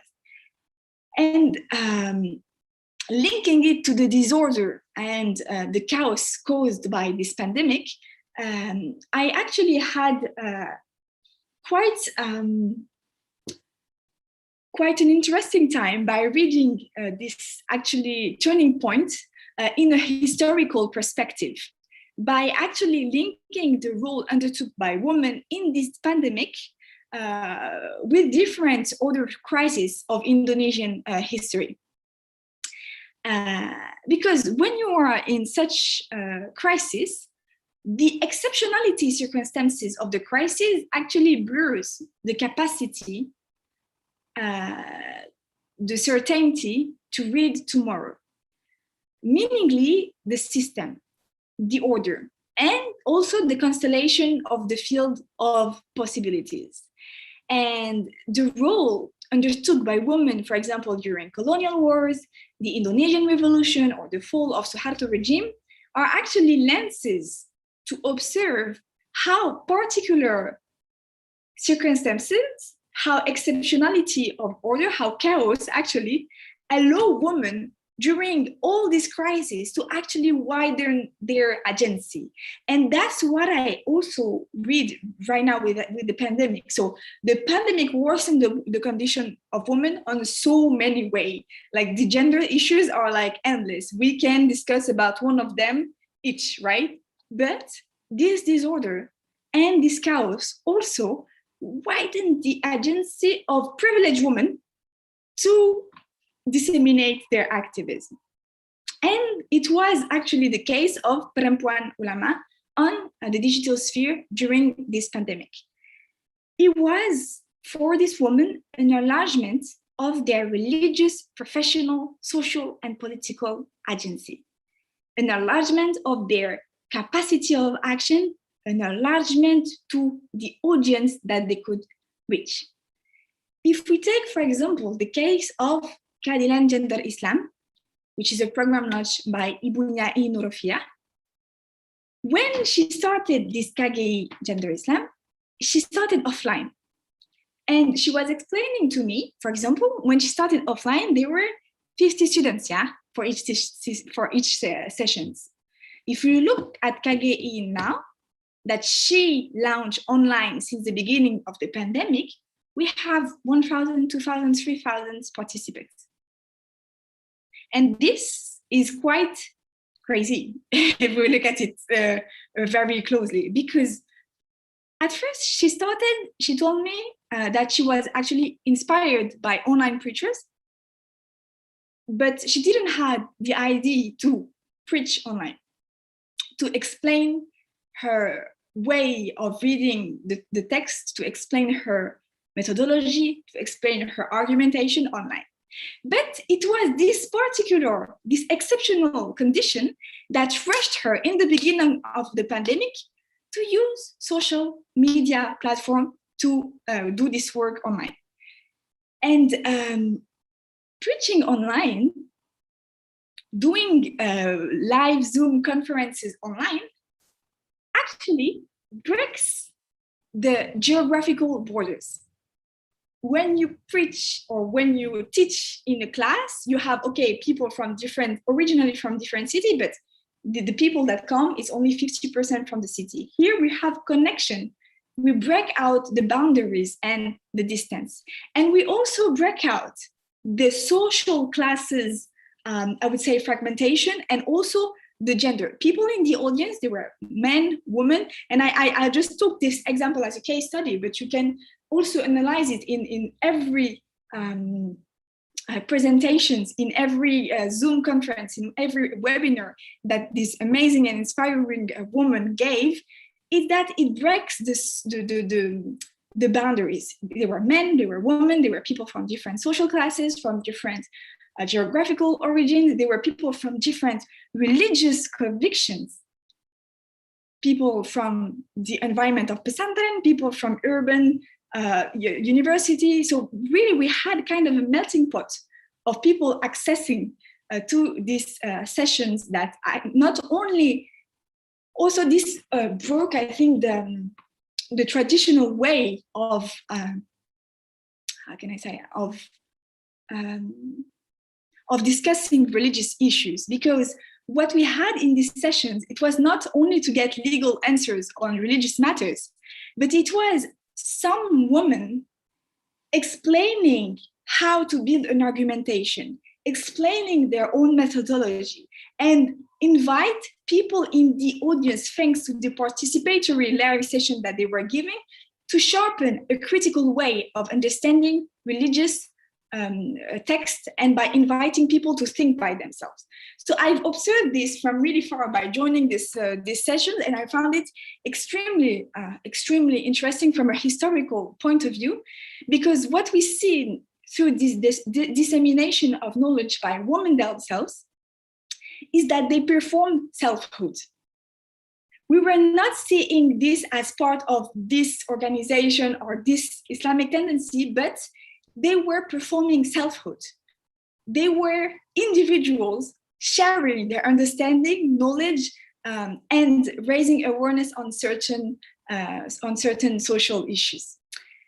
And so these digital platforms affected, therefore, notions of religious understanding, but also break the monopoly of traditional scholarship and leadership through these expressions of selfhood, through the exception of women as subject of knowledge, if I may retake the expression that I borrow here.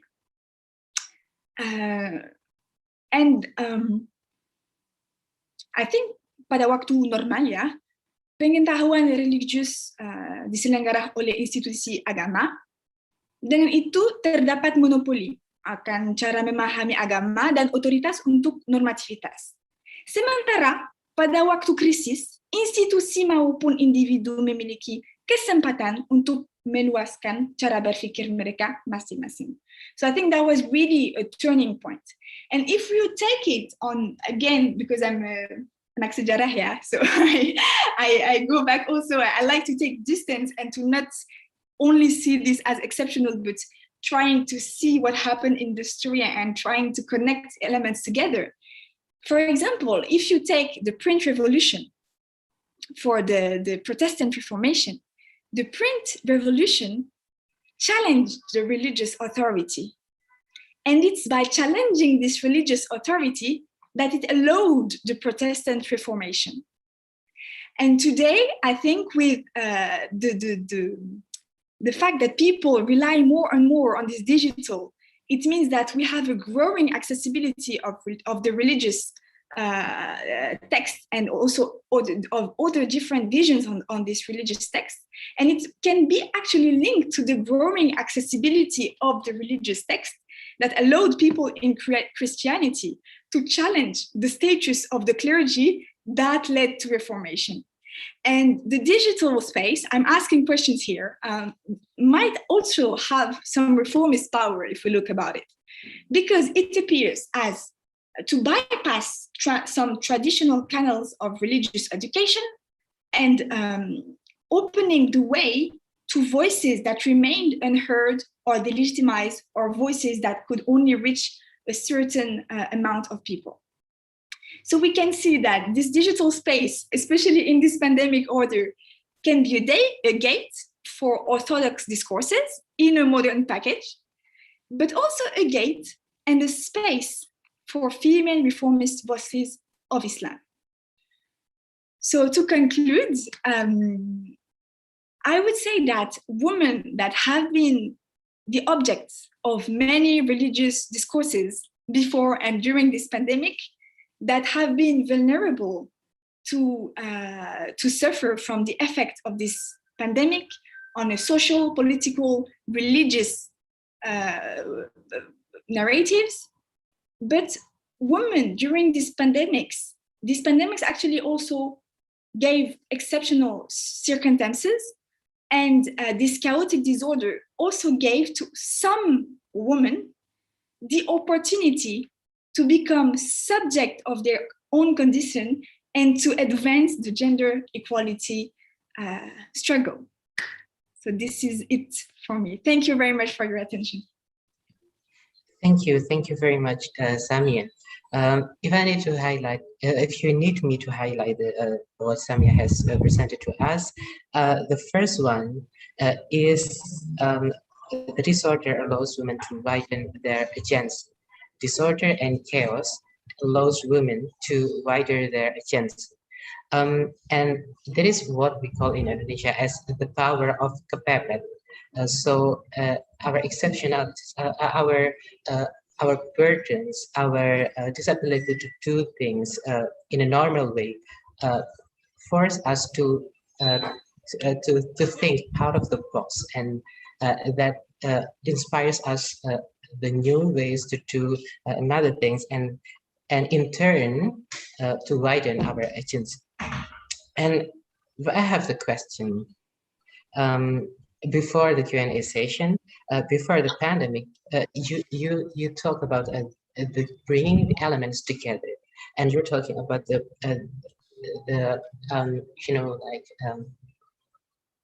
grouping of the women activists in Indonesia to progressive and conservative, and you were explaining about the progressive movements in digital era. In the digital media, about the KKI by Bunyai, Nurafia, and so forth. But you are not yet telling us about the conservative movement. I noticed that before the pandemic, the conservative groups have been very active in the digital era. So if the pandemic strengthens the engagement of the progressive Muslims in the digital era, then the conservative groups must be much more stronger then. Because they have been active before, even before the pandemic. So how intense is the battle between the conservative and the progressive? That is the question for me, but hold on, we are coming to the Q&A session, and I am inviting the audience to ask the speakers. We have 4 speakers, 4 amazing speakers. Pak Siswanto, Pak Alim Roswantoro, Pak Mehrat, if I'm pronounce it properly, and Samia. And also Samia, I almost forget. Pak Mehra from Iran, he mentioned about the increasing number of marriage in Iran and the decreasing number of divorce in Iran. I want you and maybe two of the speakers, Pak Mehra and you, to highlight this issue about divorce and marriage. And you mentioned that women have the heavier problems while they are forced to stay at home and meet the family to 24 hours, 7 days. So the problems that were not seen, now they all are appearing. So in Indonesia, as far as I know, there is an increasing number of divorce, not the marriage, and the marriage as well. But the divorce is increasing significantly. But in Iran, the number of divorce is decreasing, and the number of marriage is increasing. And what was happening in the front, and how you see this issue. So that is the question from me, and I take over the occasion, the space for the audience. So I now invite the audience to ask the speakers. So if the audience, want to ask the speaker, raise your hand in the participants column, or you can write down your question in the chat room.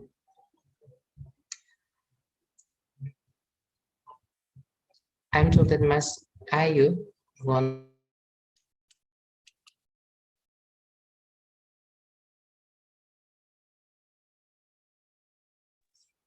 Okay, we have one, Mas Firman Aditya. And as we wait for the other audience to raise their hand, please, Mas Firman Aditya, please mention the speakers that you are asking to. Firstly, am I audible? Yes. Thank you very much, Mr. Chairperson. I need to asking to Mademoiselle Samia. As we know, European Top Court last week have launched the rule that allow all of company across the state under European Union, they can dismiss, suspend, or cut off the Muslim women who wearing hijab if they want. So if this action can categorize as Islamophobia, that's always scream our brother and sister, in particularly in the Western world. So my question is, what is her view and her perspective about the future of the Muslim woman who is involving in the work field, that they are always being worried, terrified, and also anxiety to wearing her religious identity? And also, what is her advice to us as the observer to taking a stance? Thank you very much. I yield back my time. Thank you.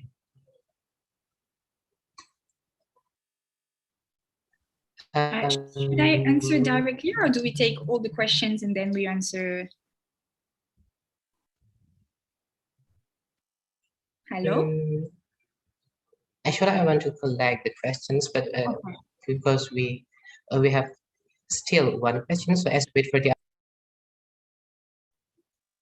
you may answer it as we wait for the other questions. Mas Tuha, there is a question in chat room. You may read that. Mas Fatul Razak. Yes. Mas Fatul Razak, could you mention to whom you are speaking? Mademoiselle Samia. There is Mas Firman, but Mas Fatul Razak is texting in the chat room. But I assume this is to Samia because it mentions gender. So Samia, you have 2 questions, please. Yeah. So maybe first about divorce, marriage. Of course, I think because we had kind of a focus back on what is happening in the private sphere. And the anxiety first from the pandemic, the uncertainty of the tomorrow, kind of actually increased conflicts within this private sphere. And it got even more tension inside of the family homes. And because before, of course, this alternation between public, private sphere, going to work kind of reduce the tensions, but having to cohabit with your partner 24 hours and all this tension that was bringing at home by the social crisis that brought, of course, lots of problem inside of the home, but also the kind of exacerbation of domestic violence and all of this symbolic domination led to many divorces. And when it's divorces, I think it's not a big deal. Yeah, it's just divorce. But in some very for some very unfortunate destinies, we had extremely high rates, and I think this is an international phenomenon of rapes, but also of feminicide. Feminicide is extremely. Of course, it existed before the pandemic, but the lockdown and the tensions, the augmented tensions during this COVID-19 pandemic has caused an explosion of the numbers of feminicide. And actually in France, we had quite an interesting campaign made by gender activists. It was called Les Collages. And the aim of these gender activists was actually to go to invest the public space, to kind of reappropriate this public space by sticking messages on raising awareness about feminicide. And actually writing public message of on the danger of it was actually to first retake the public space by women themselves, but also to actually tell this message to whoever is passing by the street and by reaching everyone. And this has been an action that started before the pandemic, but during the pandemic, it got bigger and bigger. So in every city now in France, when you walk, you have very powerful sentence messages that are disseminated by these gender activists in order to raise awareness on these very hard issues that are feminicide, domestic violence, gender inequality, that try to actually reappropriate the body of the woman and educate people by this outstanding sentence inside of the public sphere. So we do not wait that people come to gender activists to get knowledge, we invade them by invading the public sphere. Regarding the second question that were questioning the decision of the European courts to actually allow companies to ban hijab to not allow a woman working with hijab. Yeah, I talked a lot about this. I try to stop focusing on this also because it's very brat. It's very brat sometimes, but of course it is actually part of a context of rising of Islamophobia since 9/11, but in Europe, and I will take maybe more regarding to the context in France, that was actually even more exacerbated since the terrorist attack that occurred in 2015. So this actually is part of this, and this is a huge debate that is occurring appearing in both the political sphere, and now it is taken by some extreme far right party and brought inside of European also institutions. So I don't actually really think that is going to change something, because it's already happening on the field. We already have this, and I think the how can I say, the employers will not wait for the decision of the European courts to discriminate women. If they want to discriminate, they will just discriminate. And I link this, okay, it is Islamophobia, but it's first of all a misogynistic discrimination towards women, because we do not discriminate. For example, we discriminate less, I will say, men appearing with a religious identity. So first of all, I think let's go back to the grassroots. This is okay, part of an Islamophobic context, but this is part of a domination of men inside of the economic sector, inside of the political sector. So yeah, it's Islamophobic, but sometimes let's also recontextualize things. And it also happened in our Muslim countries when we prefer to give a leading position to men rather to women, because we believe that women are not able. These are the two questions, and maybe the first question was, according to the dynamics between progressive tenets of Islam, women engaging in a progressive view of Islam and conservative, and the question of the clash that occurred in the digital sphere. I found something very interesting during one of my interviews. I was quite, what I saw and observed is that sometimes we have answers from progressive Islam to some very conservative views on women. But most of the time, what I've seen and I noticed is that it's not a reactionary perspective that these women are trying to bring. They are trying to, of course, discuss this topic, but without entering inside of this polemics and the topic itself, but by disseminating a whole new perspective on the religious issues. And that's what I found extremely interesting. And when I had also some interviews questioning this woman, like, when you want to talk about the thematic, do you come in answering, you're giving your views as a debate?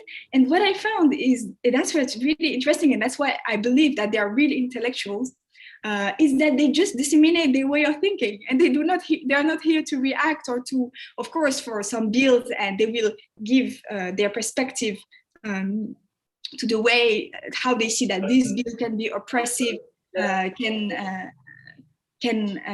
worsen gender inequalities. But what I see is that they're quite independent, and they're not here to react on the conservative. The clashes that I notice is more maybe in between citizens, and also with the rise on the reliance of public sphere, we had a huge burst of digital also harassment of women activists that is also occurring on the platform. So I think there was more these debates between citizens, but regarding the figures, I didn't really read this that much. I found that they were quite independent and trying to not answer, but to produce, to disseminate their own way of thinking without making it too look like a political debate, I would say.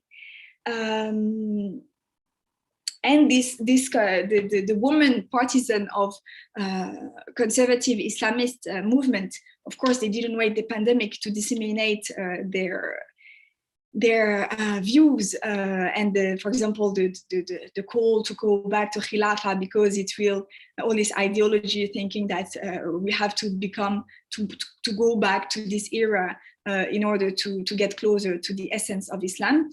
It occurred before the pandemic. Of course, it continued during the pandemic, and that's what I said. I tried to explain in my presentation. All these conspiracy theories, they were still there. They just included the gender and pointing out Islam, feminist, liberal views, and try to include it in the narrations that is actually wider and that is giving quite a dichotomic vision of the word with the good and the bad ones. But let's not forget that it's more complex than this. I think I answered to everything, if I'm not mistaken. Yeah, thank you, Samia, but you have the limelight. There is another question for you. It's a marathon, huh? It's 7 a.m. in the morning in France, I have to say. Really? I'm so sorry for that. Time difference, ya. Nggak apa-apa. Senang sekali. So I have to read the question. I don't have data yet. Some say that due to COVID-19, domestic violence has increased, divorce has increased, pregnancy victim, okay, has also increased, but health and economic slumped. What is opinion, Samia? Yeah, this is, there is no opinion to have to say on this. This is a fact. Ini fakta lah.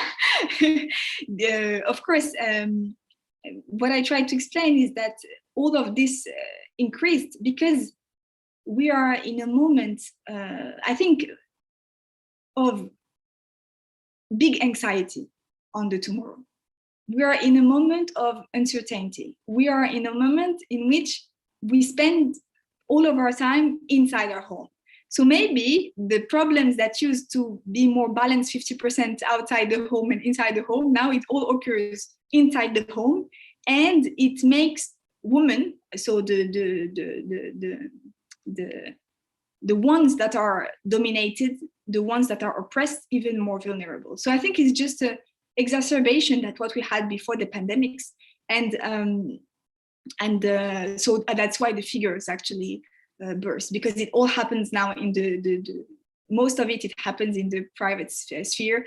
For the ones that continue to act on the public sphere, it is the same, but I think it's quite related to the fact that we are in a very the mental health also. I didn't talk about mental health, but it's something that affected a lot more women than men, and on gender issue, I think it was quite outstanding.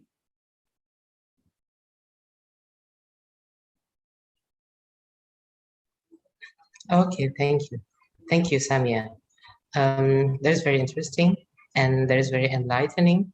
Oh, I almost forget. Pak Alim Ruswanto, thank you, Samia. You can have a cup of your tea or your coffee. I don't know. Coffee. Yeah. Oh, yeah. You can have 1 or 2 sips because we are. Maunya aku teh, tapi nggak ada di sini. Atau dawet. Oh yeah, dawet. Oh yeah. I almost forget the question for Pak Alim. So Pak Alim is not because we have sometimes still. So please, Pak Alim, I have 2 questions for you, and I am told that there is another question from Pak Ayub to Pak Alim Ruswantoro. So please, Pak Alim Ruswantoro. Where is the question? In the chat. I didn't write it yet. In the chat. Not yet. I mentioned it just early before.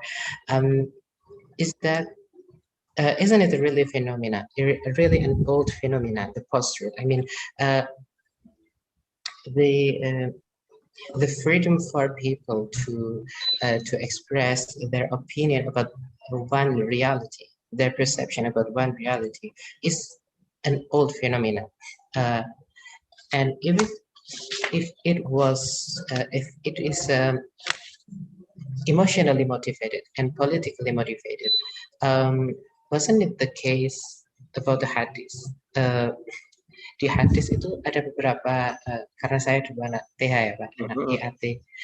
Dulu kan di hadis juga ada beberapa hadis palsu yang juga dimotivasi oleh ada yang emotionally, ada yang politically, ada yang rasis, ada yang untuk mendukung rasnya atau komunitasnya. Itu kan berarti hal fenomena yang agak sama dengan apa yang terjadi dengan sekarang. The difference is just that the modern world has technology, so it is all accelerated. And the freedom to choose that is confined by all parts of the world, it's just accelerating it. Tapi itu sebenarnya adalah fenomena yang lalu gitu. Jadi apakah kalau post-truth itu ada perbedaannya yang sangat berbeda gitu dengan yang masa lalu, Pak, fenomena post-truth. Yang kedua adalah kalau Derrida itu mengingatkan kita untuk menghormati pandangan orang lain dan membedakan antara reality and the perception of the reality, itu bukannya sama dengan pandangannya Imam Syafi'i tentang saya benar tapi Anda mungkin tapi saya juga mungkin salah, Anda menurut saya salah tapi juga mungkin benar. Itu kan sudah fenomena yang juga agak tua. Jadi apakah Derrida membawa sesuatu yang lebih baru gitu tentang hal ini? Oke. Pakai bahasa Indonesia aja ya, biar karena sulit ini mengungkapkannya ya. Samia kan bisa bahasa Indonesia.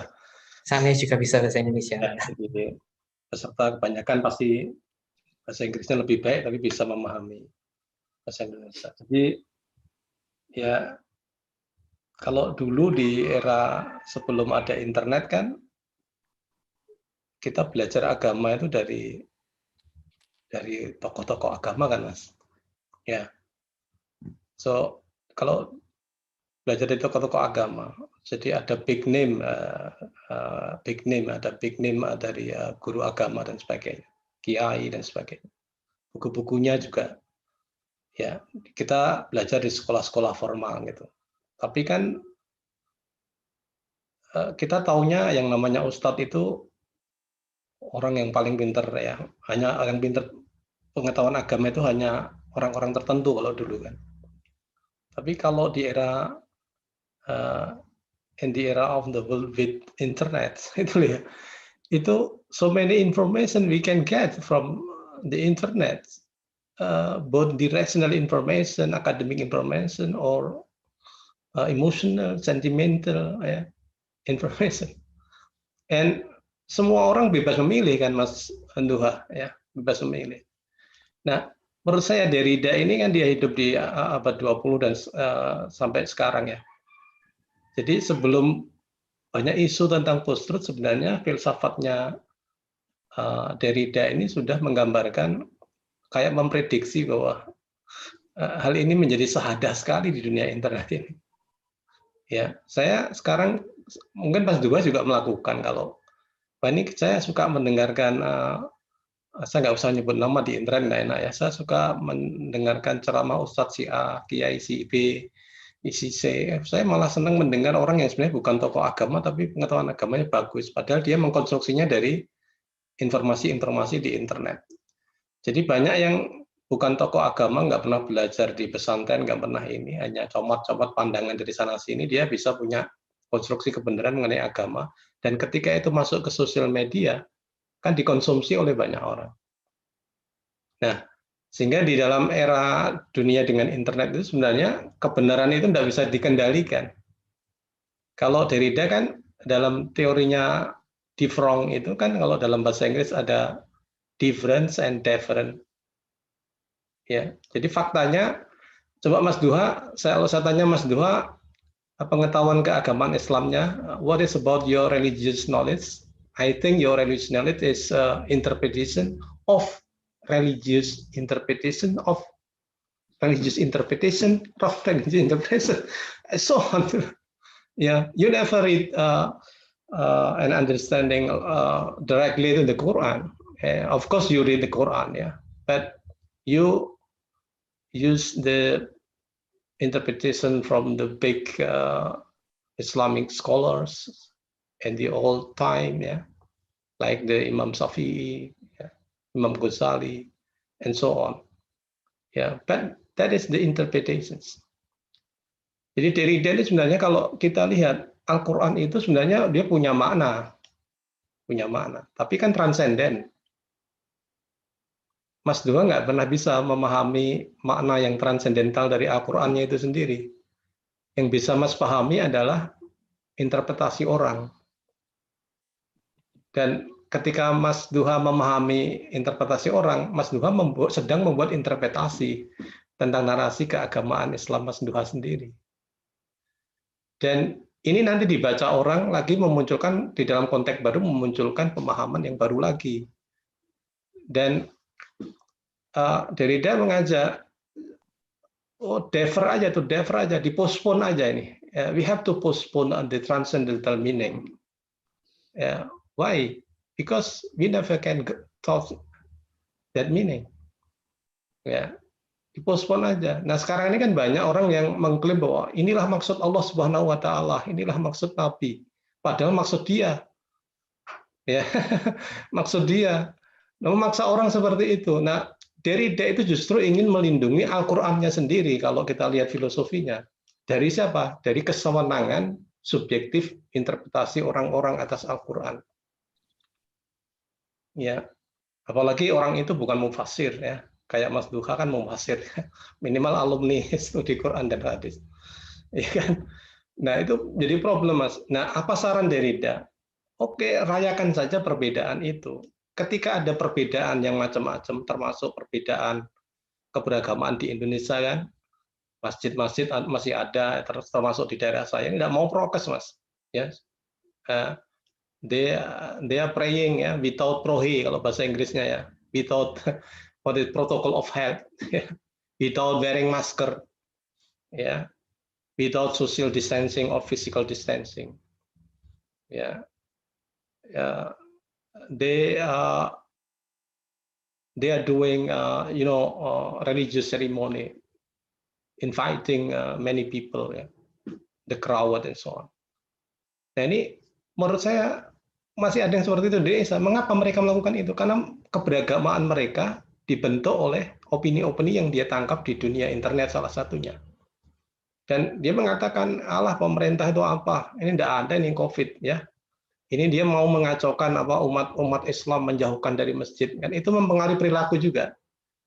Dan pemerintah mestinya belajar dari hal-hal yang tidak bisa dipaksakan ini. Bagaimana punya strategi mengatasi pandemi COVID-19 itu dengan cara-cara yang lebih bijak. Jadi masyarakat itu kata Derrida, kalau yang berbeda itu akan berbeda, tidak akan bisa Anda paksakan untuk sesuai dengan persepsi Anda. Tidak akan mungkin. Pahami saja perbedaan mereka, dekati dengan cara-cara yang lebih wise dan sebagainya. Jadi ditunda saja kamu bisa memahami transcendental meaning tadi, dan celebrate the differences itu artinya hargai saja seluruh narasi-narasi pengetahuan keagamaan dan ekspresi keagamaan itu dalam dunia nyata. Kamu juga punya ekspresi kamu sendiri, pengetahuan sendiri, tapi lebih baik kita menyikapi secara kritikal terhadap berbagai perbedaan-perbedaan yang ada. Tidak hanya mengkonsumsi begitu saja. Nah, ini juga harus lebih bijak karena kalau kita menyalahkan mereka yang tidak prokes itu juga membuat mereka semakin mau tidak prokes. Harus ada pendekatan-pendekatan yang lebih baik. Dan itu tak bisa dikendalikan, Mas. Unpredictable. The differences itu unpredictable. Kata Derrida tidak bisa. Maka Derrida kan, Samia pasti tahu kan, dia filosof Prancis. Derrida kan disebut anak nakal dari Prancis.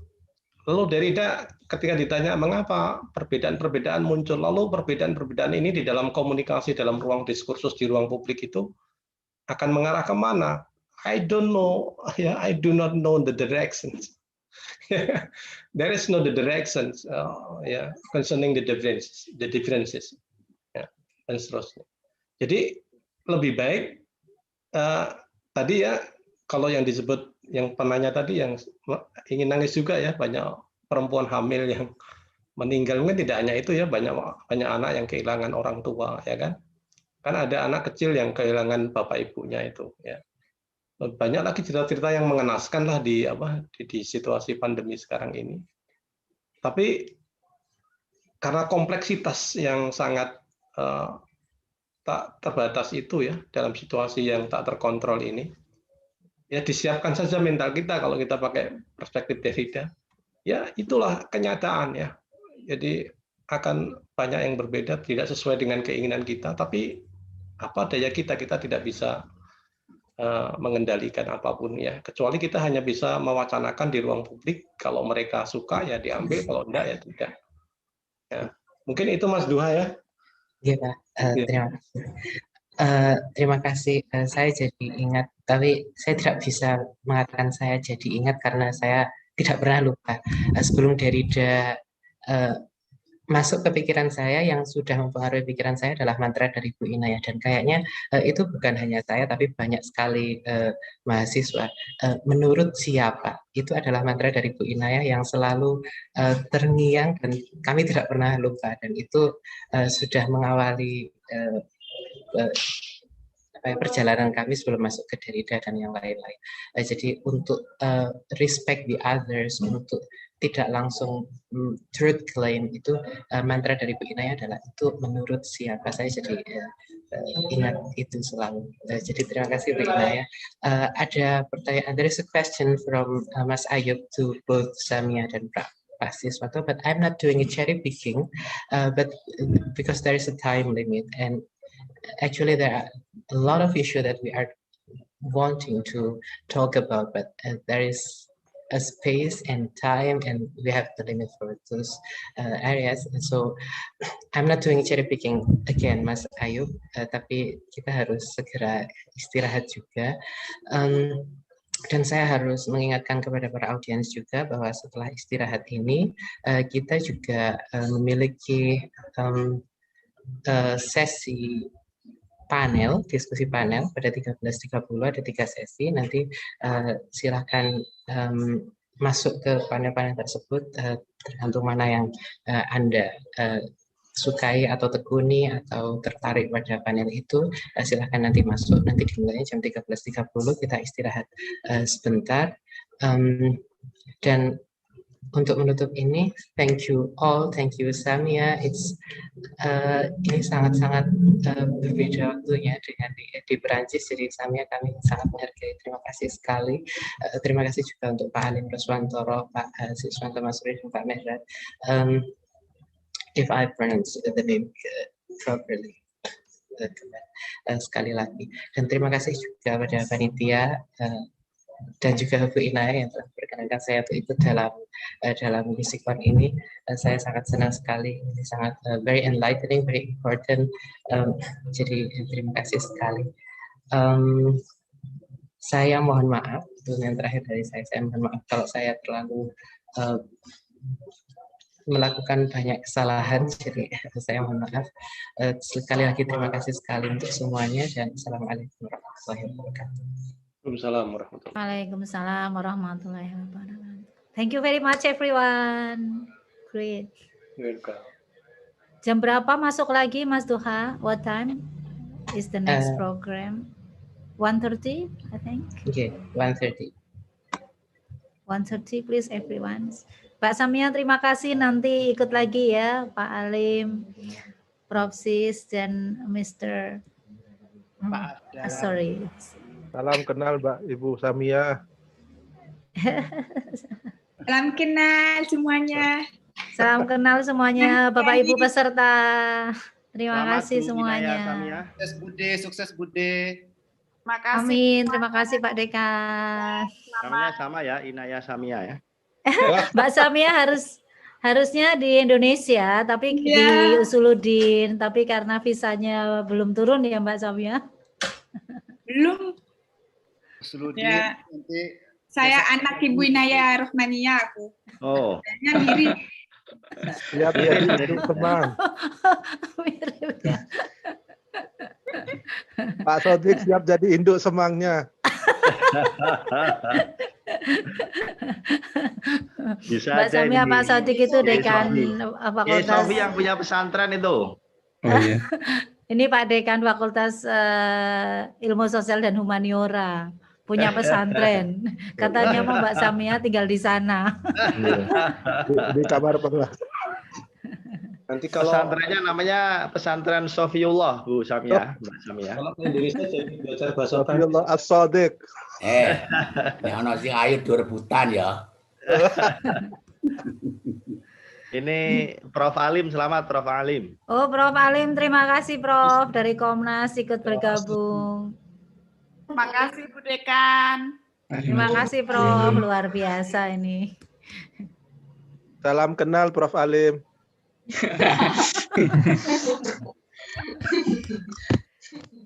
Salam kenal Mbak Samia. Salam kenal. Senang sekali. Tuh kan sudah pernah ketemu Mbak Samia Saya sama tidak Bu lihat Alim. siapa yang bicara, jadi saya bingung. Tidak, ini siapa? Prof Alimah itu. Ya. Semoga semuanya sehat. Amin, amin. Amin ya robbal alamin. Ya Allah, Mbak Samia juga amin. sehat-sehat ya. Amin. Terima kasih, saya live ya. Ya, terima kasih Prof. Ada Terima Prof kasih Alim, satu semuanya. Prof Alimatul Kiptiah, satu Prof Alim Rusmantoro. Ruswantoro, betul. Alima ini. Prof Sotik nih. Terima kasih ilmunya, Prof. Terima kasih semua. Terima kasih Mas Duha sudah mengantar dengan sangat baik. Terima kasih Bapak Ibu dari luar UIN Sunan Kalijogo, banyak juga ini. Ya. Nanti